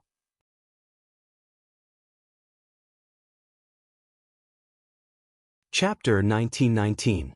Emergency Broadcast. Emergency Broadcast. Just 10 minutes ago, the cruel and bloody Horde used weapons of mass destruction to launch an inhumane and destructive attack on the Alliance's Theramore harbor on the Kalandor continent. In every capital, every town, every military camp, and every magic mirror, the familiar official broadcaster of the Alliance, Sally Whitemane, appeared in front of everyone. With Sally's promotion to one of the bishops of the Church of Holy Light, she rarely appeared in such broadcasts. Only extremely important events required Sally to appear in person. In a sense, she was already one of the symbols of the Alliance. The last time she appeared, it was to announce that Duque was temporarily stepping down from his position as the supreme commander of the Alliance to pursue the path of a true god. This time, she announced the bad news of Theramore's destruction in a vivid voice. 200,000 troops, annihilated in an instant. Theramore's defending general, Lieutenant General Grunt Macedon, died in the line of duty. On the screen, under the crushing of the huge blue and purple light, Jaina's mage tower bore the brunt of it. She stepped on the brilliant white glow, trying to resist the dazzling light that fell from the sky. Unfortunately, the mage tower failed and collapsed into dozens of pieces on the spot. The magnificent outer walls of the mage tower were like leaves blown away in a storm, exploding everywhere. The towering walls of Theramore were like castles made of sand on a beach, crushed into powder in the blink of an eye. Countless tanks and cannons were suddenly kneaded like dough, twisted and deformed under the huge explosion. The soldiers who fled in panic, crying and in despair, the lucky ones directly turned into ashes, while the unlucky ones on the periphery became human-shaped torches, struggling for more than 10 seconds before dying in screams. Every Alliance member was so shocked that they couldn't say a word. From New Silvermoon City to Lordaeron City to Iron Furnace Fort to Stormwind City, every member of the Alliance who witnessed this scene was silent. If they didn't perish in silence, they would explode in silence. The Alliance, since its establishment, it had never surrendered to any organization. No one would forget that the Alliance was established to resist the vicious and cruel old horde. After 10 seconds of silence, the soldiers and citizens of the Alliance erupted with the greatest anger they had ever experienced. Punish the murderers. They wanted to kill us all 30 years ago. They should have destroyed the horde long ago. War. We need an all-out war. Destroy this cruel race. Counter it. Where is our fleet? Where are our soldiers? Kill the orcs. Kill. The emotions of the crowd were surging. After receiving the news, the Alliance reacted intensely. Tens of millions of people surged onto the streets. They held all sorts of banners and shouted angrily, scolding the Alliance higher-ups for not doing anything. An hour later, the throne meeting in Stormwind City's Storm Fortress was silent. The magic mirror was full of angry crowds from all over the world. In the middle of the throne room, there was a large pile of letters requesting for battle. The speed at which the number of letters was increasing exponentially, and the herald was simply too busy to deal with them. Tyrion Fordring was the first to speak, his face livid. After being told of Saramoza's plan, he was the angriest. This is too despicable. What is this? This was what Duque used to call entrapment enforcement. I've seen the most cunning humans, but I've also seen the most just orcs. I didn't expect that the most cunning human to be my colleague for almost 30 years. Tyrion roared and waved his fist. In the end, he didn't hide the fact that he had given the mass-produced focusing rainbow to the horde from the higher-ups. Jaina said coldly, "Tyrion, you can't deny it. Even if we let Garrosh steal the focusing rainbow, Garrosh would still be the one to carry out the plan. If he was a good person, he could have used these things as bargaining chips instead of throwing them directly into the Alliance's cities." But Tyrion still wanted to say something. William slapped the armrest. "Enough. The just orc, Eitrig you speak of has already been killed by that brainless lunatic Garrosh as a traitor. Even his head has been hanging at the gates of Orgrimmar for a whole week. Believe it or not, even if you gave that brainless fool a loaded gun to his head to win his trust, he wouldn't hesitate to pull the trigger." In this life, the incident of letting the veteran orc Eitrig go did not happen to Tyrion. But fate was wonderful. Later, the two of them got to know each other through the cooperation between the Alliance and the Horde. Tyrion respected Eitrig's character. Tyrion was silent for a moment. Both Jaina and William had an unforgettable hatred for the orcs. Under Duque's suppression, being able to endure until now was already a sign of maturity. Tyrion was still a little unwilling. "But there's still Thrall. Thrall isn't the chief now," Muradin said coldly. "That brainless fool has been in charge of the Horde for almost 4 years. Thrall didn't even fart when he came back." Aurelia also spoke up. "The Burning Legion will come again. We don't have much time. This is the last chance to get rid of the Horde and prevent the Horde from dragging us down again." Irian said, "The orcs are a barbarian race that can't coexist peacefully. As long as someone provokes them, or a fighter comes to power, they will become extremely aggressive. The Draenei race was almost wiped out here. The human race was almost wiped out here as well. Do you want to wait for the Horde to become strong one day and slaughter all the races of the Alliance before you are satisfied?" The topic had unknowingly reached the height of the race. Tyrion was a noble man and not a racist, but in the face of such a big issue, he could only remain silent. William made a decision. "In the name of the acting commander-in-chief of the Alliance, I announce that in the name of the Alliance's acting commander-in-chief, a throne vote will be held on the motion of launching an all-out war against the Horde to destroy all the tribes and leave no survivors. As usual, the minority obeys the majority. Affiliated organizations of the Alliance, such as the Silver Hand, the Silver Dawn, the Naga, and the Murlocs, did not have the right to vote. There was no suspense or surprise. It was passed unanimously. Even Queen Kalia, whom Tyrion respected the most, voted in favor of it without hesitation. At this moment, Tyrion's eyes dimmed. Of course, he knew that this meant that the 2 million orcs were finished. Jaina couldn't bear to see the noble paladins so discouraged, so she added, "The Alliance is not a butcher organization. What we want to destroy is only hostile organizations that are harmful to the world and the Alliance. We have never said that we want to exterminate a race. Look, even the Kiraj insect people and the Naga tribe, who were once hostile to the Alliance, are now sitting in the Alliance's gallery.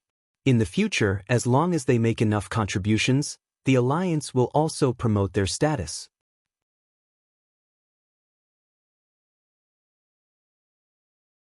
Chapter 1920. What else could Tyrion say? He could only nod dejectedly. In his mind, most of the members of the tribe had been deceived by Garrus and did not deserve to die. This was the difference between the minds of the clergy and most of the rulers. It had to be admitted that the high pure who believed in the holy light could not represent everyone. In this world, the evil and the good were the minority. Perhaps some people admired the holiness of the high pure and envied the freedom of the great demon king, but not many could do that. After all, the world was ruled by mortals. This was also the reason why most religious armed forces did not have a good ending, both in ancient and modern times. Either the royal power overrode the divine power, and the divine power became an ornament. Or the divine power controlled the royal power, and the royal power always secretly resisted. The decision of the throne conference was made public 6 hours after Theramore was destroyed by the magic bomb. In the magic mirror, Sally Whitemane's pretty face was full of frost as she sat upright. A few days ago, the Alliance launched the war in advance without a declaration of war. At first, the Alliance showed restraint, hoping to confirm through diplomatic channels whether this was an individual act or an all-out war initiated by the tribe. However, the great chief of the tribe, Garrus Hellscream, firmly ignored it. 6 hours ago, the tribe used the treasure, focusing rainbow, stolen from the Blue Dragon army to create a terrible magic bomb and used the cruelest method to destroy the Alliance's commercial port, Theramore, on the Kalendor continent. It was originally used for trading with the tribe. 30 years ago, millions of orcs launched the first War of the Dark Portal and destroyed all of Stormwind. The second War of the Dark Portal swept through the entire Eastern Kingdom. Nearly 10 countries were captured and their territories were ravaged. Tens of millions of people were killed or injured, and tens of millions were displaced. At this time, the middle-aged and old people listening in front of the magic mirror, no matter men or women, unconsciously clenched their teeth and fists. 5 years after the War of the Dark Portal, Nidazul, as the great chief of the tribe, once again led the tribe through the Dark Portal. They were all wiped out by the brave soldiers of the watchtower near the Dark Portal. Even though the old Rotterdam kingdom once turned more than 100,000 orcs into slaves, and used the uncivilized method of slavery to dominate the orcs, that was not enough for the orcs to shout, "Orcs will never be slaves," and glorify themselves as victims. Under the threat of the Scourge army, who was the enemy of all living beings, the Alliance commander at that time, Duke Marcus, gave up on hunting down the orcs with the utmost kindness. He put aside his past grudges and joined forces to deal with the Scourge army. We even lent them ships to cross the endless sea and reach the new continent, Kalendor, to start a new life. Speaking up to here, Sally's tone suddenly became stern, her beautiful eyebrows raised coldly. But how did the tribe treat our Alliance? The Horde trampled on the goodwill of the Alliance with the greatest cruelty. Their target was very clear. They wanted to be like their fathers and start a war to wipe out the Alliance. They want to destroy our civilization and kill all humans, dwarves, gnomes, blood elves, night elves, Draenei, Naga, Kiraji insect people, Murlocs, and other vassal races. Unknowingly, all the people of the Alliance started to show their veins and gnash their teeth.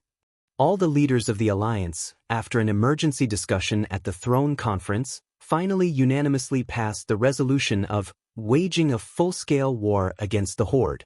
All active soldiers and reservists who are on leave are to immediately cancel their leave and report to the nearest military station.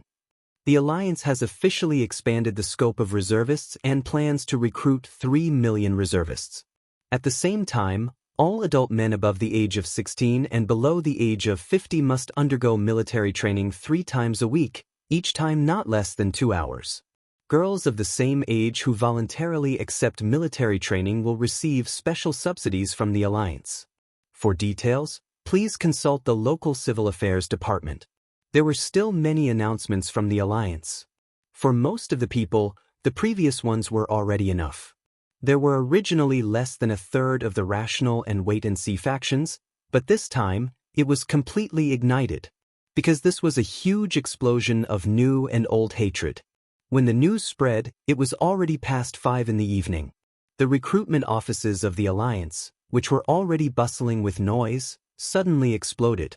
In Stormwind, the recruitment offices of small cities like Goldflash City and East Valley Lumberyard, which were now upgraded to small cities, the lines of people were as long as 500 meters. And in places like Stormwind City, Rapids Fort, Alterac, Silvermoon City, and Iron Furnace Fort, which had been ravaged by the orcs in the past, it was even more exaggerated. 5 lines of people lined up 5 kilometers away. Just like that, the lines of people occupied the streets and alleys of such a large city. Even though it had clearly affected many shops and pedestrians, everyone was extremely understanding. Because every pair of eyes was bright and full of vigor, with the blazing flames of revenge. They were silent. No one made any noise. At most, they would do their best to lower their voices and whisper. They all knew how their current comfortable life came about. They also knew that the Alliance army did not want unorganized and undisciplined hooligans. Every young man displayed their firm will to the world with such a face. Among the people in the queue, there was no lack of middle-aged men with gray temples. They stood straighter and straighter than those young men. With one look, it was obvious that they were once retired soldiers. The tribal invasion in the first year of the Dark Portal had caused the deaths of tens of millions of humans, dwarves, and elves. The pain of the previous generation was still imprinted in the deepest depths of the souls of the older generation. Silence did not mean that they were forgotten. Even for the shortest-lived humans, 25 years was not enough for this group of people to all grow old and die. The soldiers who had fought on the front lines 29 years ago had now become the pillars of the entire Alliance. Those who still remained in the Alliance army were at least colonels. Those who left the Alliance army, under the military conversion system set up by Duque, received almost free decommissioned ships, and often had a higher starting point than others. For example, retired colonels and lieutenants could receive different grades of ships according to their military ranks for traveling business without mortgage. At the same time, the ship could be repaid interest-free in installments ranging from 5 to 10 years. In addition, there was also insurance. If the ship really sank in an accident, there was no need to pay. And the veterans who were disabled in the war also received enough social security. They would be assigned to various places. They would either be taught knowledge and culture and then join the Civil Affairs Department or become a local patrol. Children who lost their fathers or even their mothers in the war would receive a high monthly subsidy that was enough for their daily needs.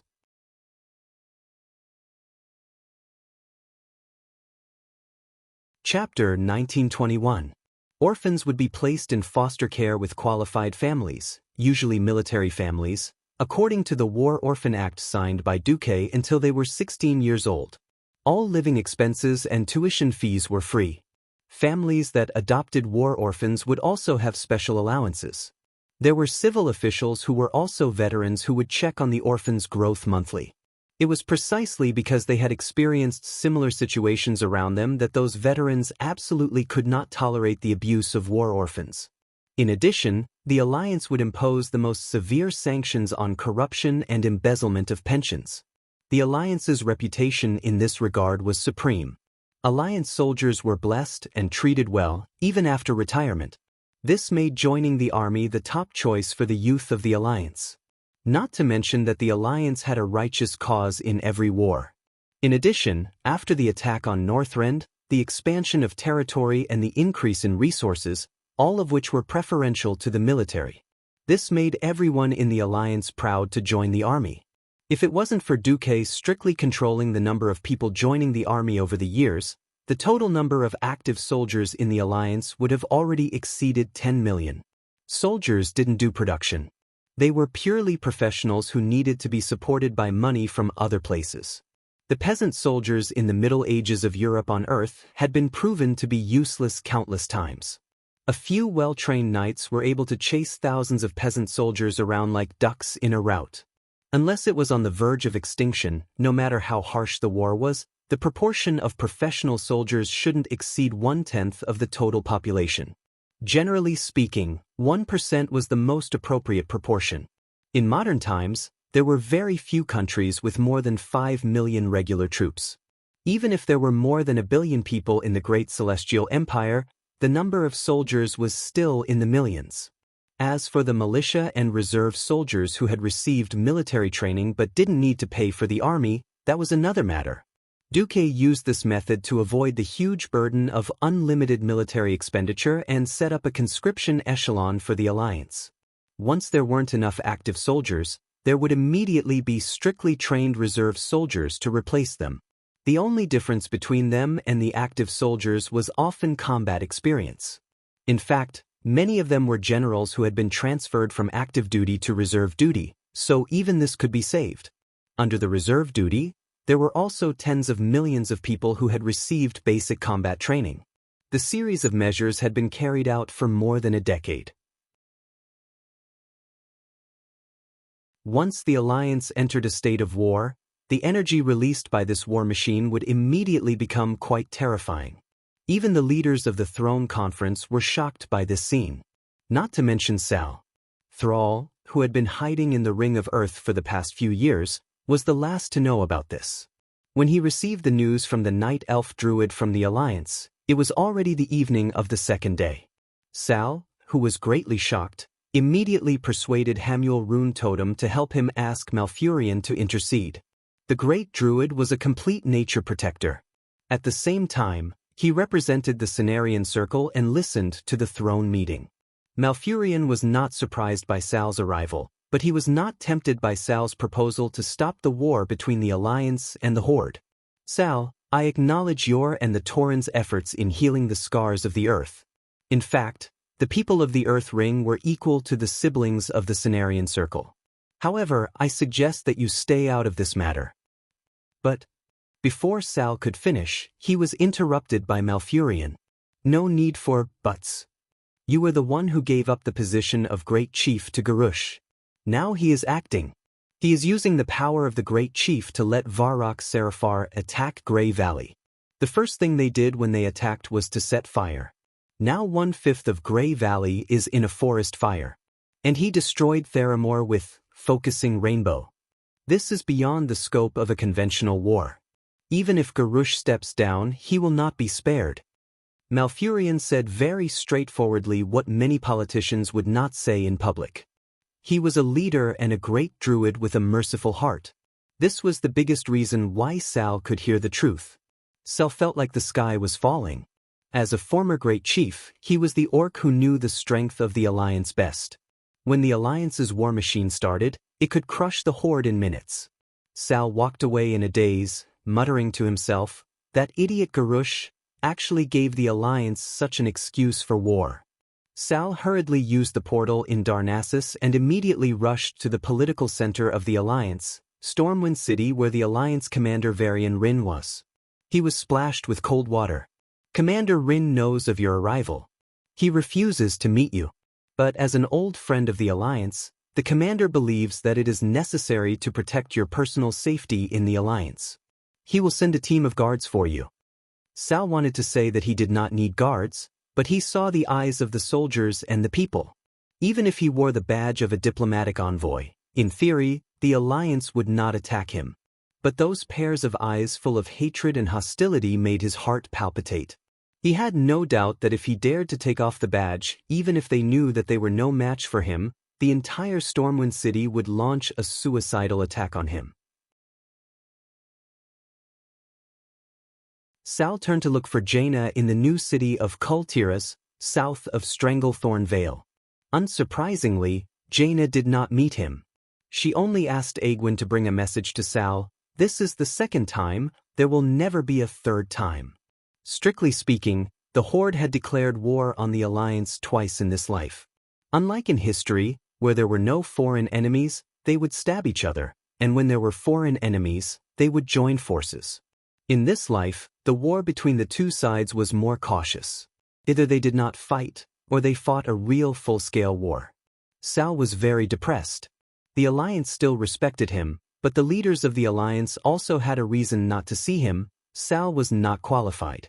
Sal was no longer a great chief, not even a chief or the absolute leader of a large organization. The attitude of Varian and Jaina was the attitude of the entire Alliance Throne Council. The two deputy commanders who were the leaders refused to see him, and as long as they were mature politicians, they would never contact Sal in private. After all, Sal was still a green-skinned orc. Sal was a little disappointed but not desperate. He used the Alliance portal and went directly to Hagaro Island in Stranglethorn Vale to find Wajin.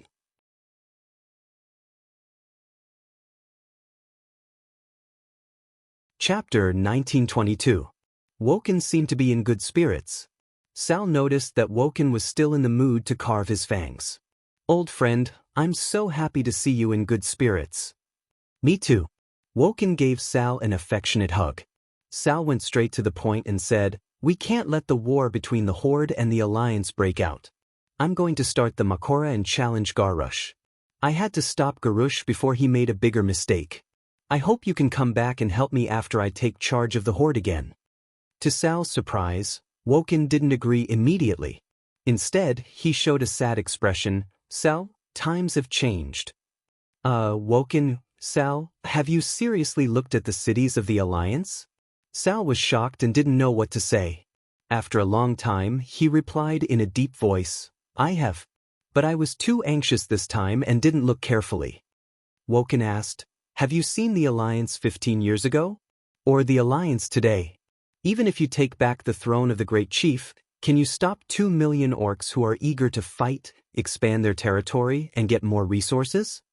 Sal's heart beat violently. He realized what Woken wanted to say. He was still unwilling to give up. He gritted his teeth, looked up, and stared at Woken. "It was my mistake to give the position of Great Chief to Garrush. Now that he is leading the Horde to the edge of a dangerous cliff, I can't make the same mistake again." Woken didn't answer directly. Instead, he continued to speak. "The Alliance is very good to the Darkspear Trolls. They also promise that as long as the Darkspear Trolls want to leave, they can go anywhere outside the Alliance's territory at any time. Generally speaking, the Darkspear Trolls are not allowed to leave their territory, but I applied to visit the Alliance, and William approved. He sent paladins to protect me, just to prevent the aggressive Blood Elves from attacking me. In the past 3 years, I have been to many places in the Alliance. That is a treatment that I have never enjoyed as a chief of a backward civilization, as a Horde person.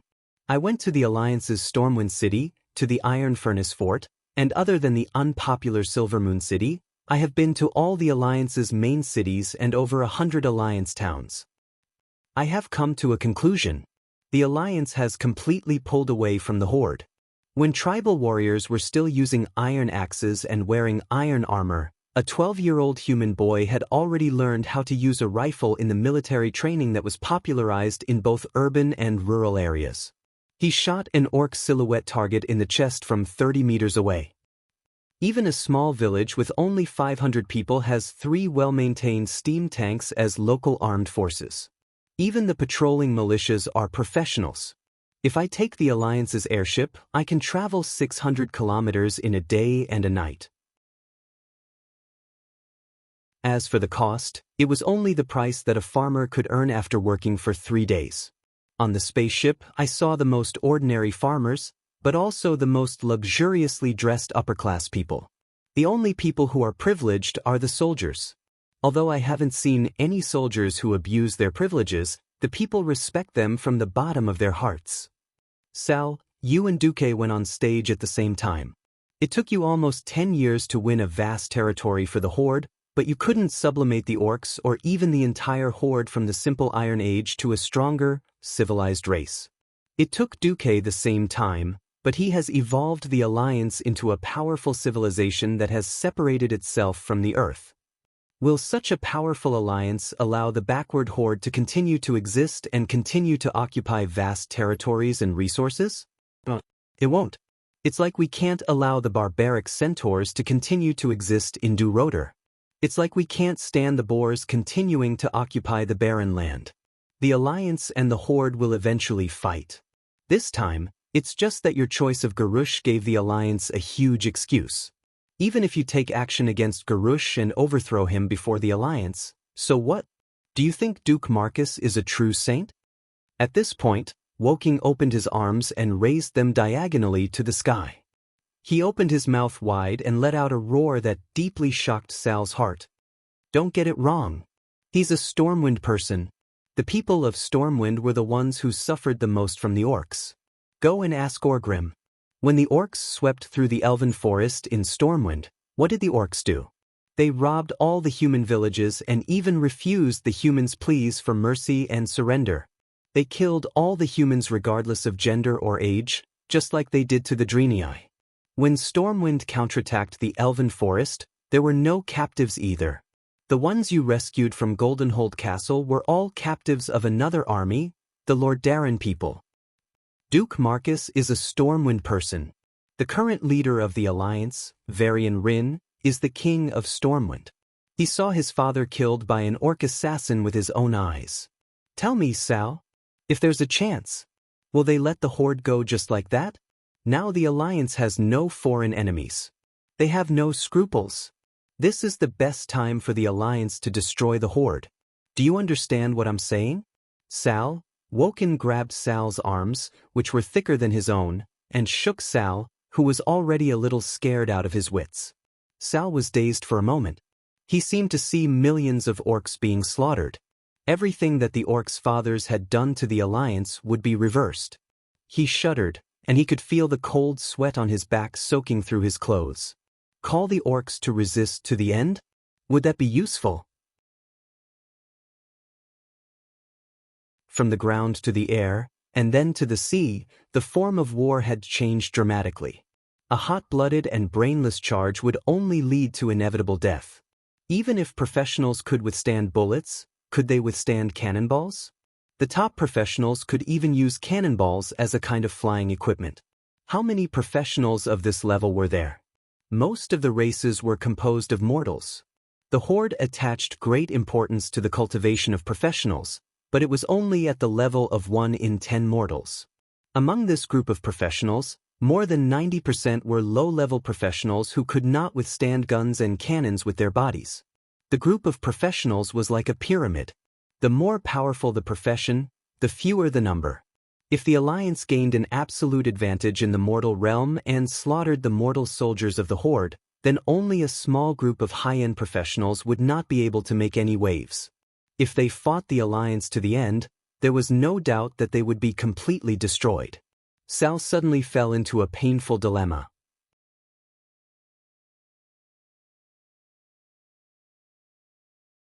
Chapter 1923. No matter what choice Thrall made.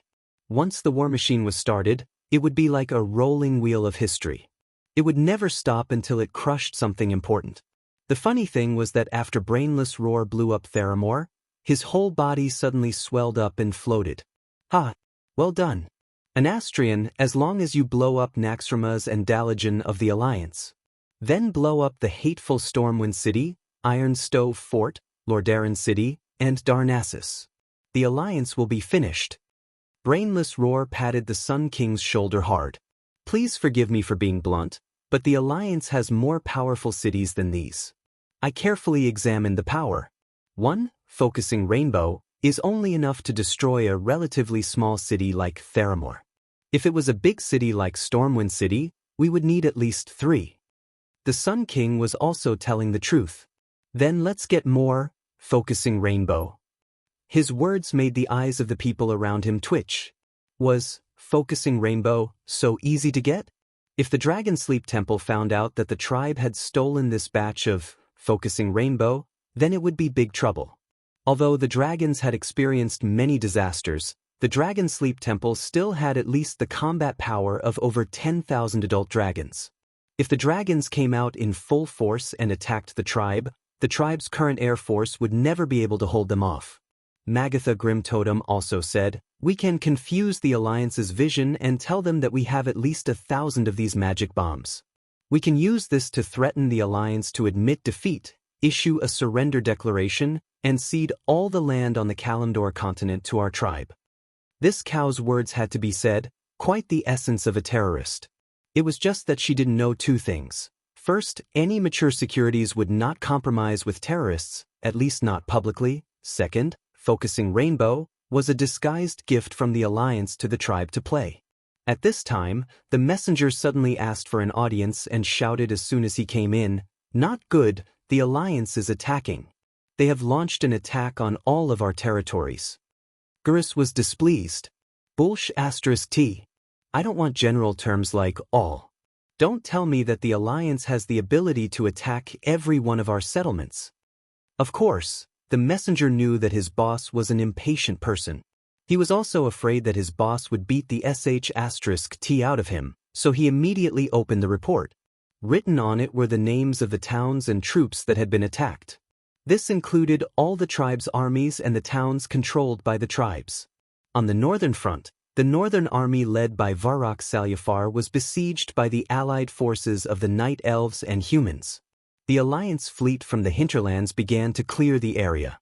Tens of thousands of tons of explosives bombarded Varrock's army again and again. In order to reduce the obstacles, Varrock followed Garusha's orders and set fire to the forest, which in turn became a death knell for the Horde. The 460mm super large caliber naval cannon fired at close range at a distance of 3 kilometers from the tribe. A single cannonball with a 660-pound, 300 kilograms, charge would be enough to kill all humans and animals within a 50-meter radius. Those who were further away were bleeding from their ears, nose, and eyes. If they didn't die, they would be crippled. Later, the Alliance found that large-caliber artillery shells were too wasteful, so they switched to flying destroyers to provide cover and used bombers that looked like big-bellied fish to carry out carpet bombing. It was not that the Horde did not try to fight back, but unfortunately, the few wooden flying warships and wyverns arrived late. Soon after they arrived in the combat airspace, they were shot by the Alliance's destroyers, exploding into fireballs and dirty flesh falling from the sky. The Alliance directly used the cruel reality to teach the Horde a lesson. In modern warfare, there was no initiative without air superiority. An army of 300,000 was reduced to ashes in a single morning. Only Varrock Salyafar was spared. And this was because he had been hit by a large-caliber cannon, yet he was still alive. He was saved by the orcs who rushed over and sent away in advance. In the Stonetalan Mountain, the well-prepared Galavix built his goblin base camp, the Rusty Water City, into the belly of the mountain.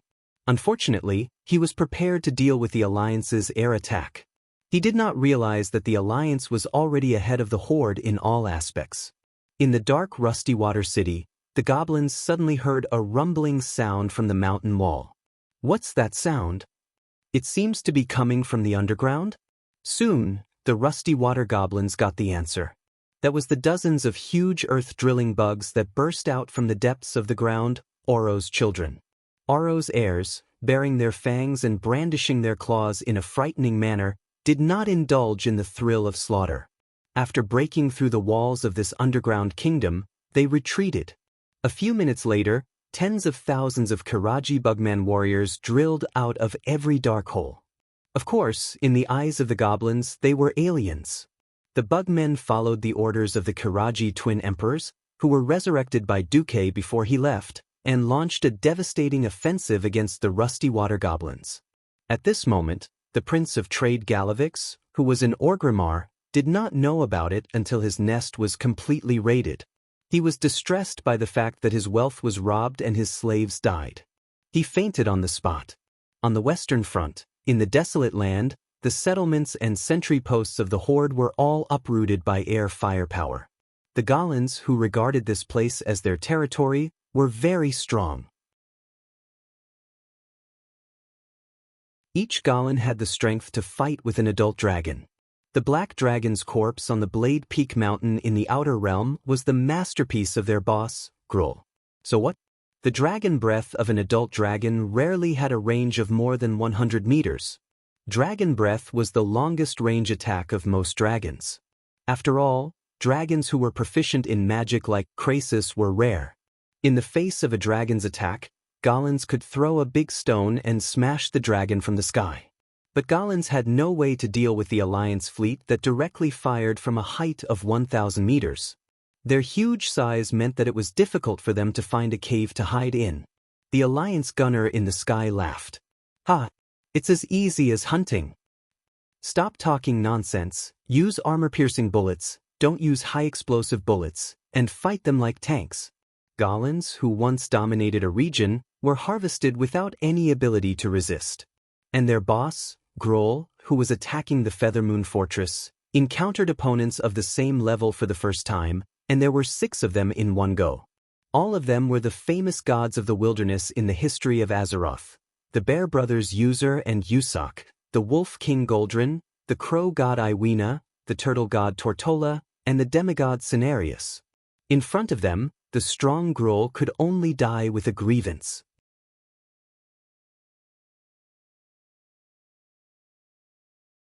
Chapter 1924. In the city of New Kultiras in Hidden Treasure Bay, Jaina finished a hard day of work and returned to her mage tower. With a wave of her hand, she opened a magic mirror and said a sentence. "Gruul is dead." Well, as expected. Jaina gently flipped her brilliant blonde hair, then deliberately squeezed her magic twin peaks. "Duque, when are you coming back?" What seemed like an understatement was a shocking fact. That's right. In the magic mirror, the person who was talking to Jaina was none other than Duke. My good disciple, you're not being good. Let me tell you, flirt? Get Ked. The master and disciple said the second half of the sentence at the same time. Jaina gave Duque a provocative look, wantonly showing off her beautiful curves in front of Duque. "Then come back. I'm almost done here. I've collected about 3/4 of the timeline. I can use brute force to push the rest, but it's a bit rough." Withdrawing her smile, Jaina said seriously, "We all miss you. Although everything is fine without you, it always feels like something is missing." Duque sighed. "I'll try my best. If I'm fast, according to the time on your side, I'll be back in about a month. Just in time to finish. Well, this is the best news I've heard in 3 years. As a small reward, I'll give you a dance." Jaina's smiling face was charming. She raised her hand, and an ice pipe appeared out of thin air in the center of the image. Her elemental control was so pure that there were no edges or burrs on the pipe. It was like a smooth pipe that had been finely processed in a steel mill. Jaina danced around the pipe, making Duque's mouth dry. "Little hussy, you're going to die." Duque made a declaration like a defeated dog. "I'll be waiting." Jaina patted her perky buttocks in protest. Then the two turned off the communication. The war between the Alliance and the Horde was completely one-sided. Especially when Gruul's huge head was hung on the bow of the Bismarck, it naturally caused panic in the tribe.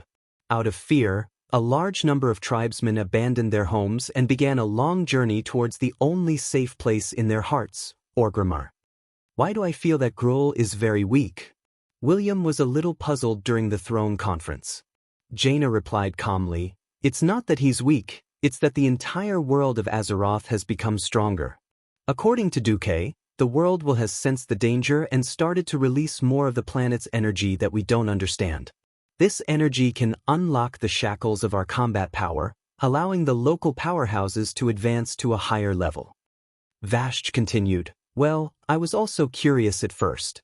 Why did Duque want me to swear allegiance to the planet and swear to become a demigod directly under the planet? Now that I know, I can feel my strength increasing every day, though very little. This is not the result of cultivation, it's purely a gift from the planet."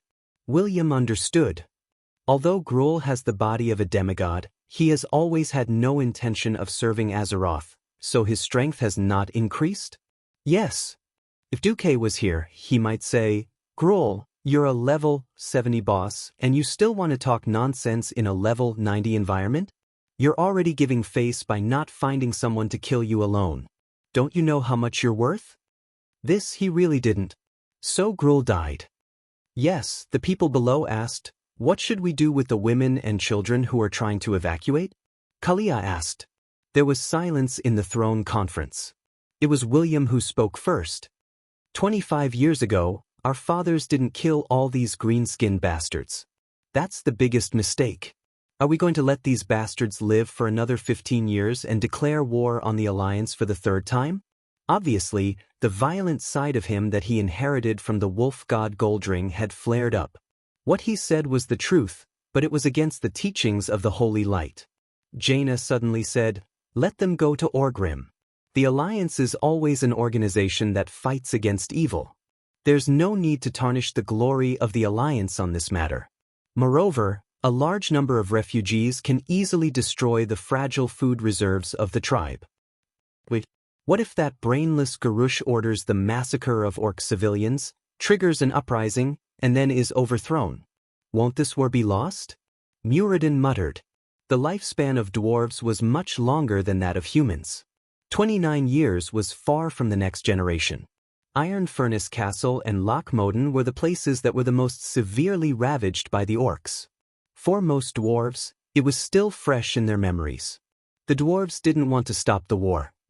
Don't worry, Jaina said confidently. Very soon, an opportunity will appear. Garrosh will definitely take the risk out of desperation. At this moment, Jurbin jumped up. Wait, it's not your style to speak like a charlatan, Lady Marcus. Normally, in Azeroth, the human custom was to follow her husband's surname when married. However, the status of the four queens was special, and Duque didn't care, so he was allowed to keep his surname. When the great craftsman Jurbin pointed out Jaina's surname, it was obvious that he was referring to Duque. Facing the passionate gazes of her sisters, Jaina couldn't resist and raised her hands in surrender. All right, I admit that I've contacted Duque. He'll be back soon, probably in a month's time. That's his arrangement. There was a burst of laughter in the throne room. Everyone was used to Duque being the boss. It wasn't that William wasn't good, it was just that there was a better and more perfect Duque, so why did they have to bow down to him? Moreover, the annihilation of the Horde was a big deal. No matter what, there should be a founder of the Alliance like Duque.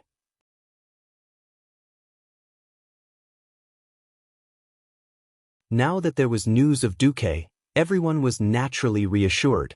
All right, we just have to do our own thing. Now, it's time to give Garrosh the last push. In Orgrimmar, Garrosh was about to go crazy. Having just destroyed Theramore, Garrosh felt that a small thing like the northern fortress wasn't worth his time, so he went back to Orgrimmar to oversee it. Who knew that as soon as he returned, he would receive an avalanche of emergency letters. Great Chief, there are already as many as 300,000 people gathered outside Duroder, or even more. The civil officials can't even count them. What should we do? What should we do? How would I know what to do? The brainless roared. He was reckless and brainless, but at least he had some common sense and knew that the people had to eat. Where would Orgrimmar get the food to feed 300,000 mouths? You're tuning in to the Passion Pages YouTube channel.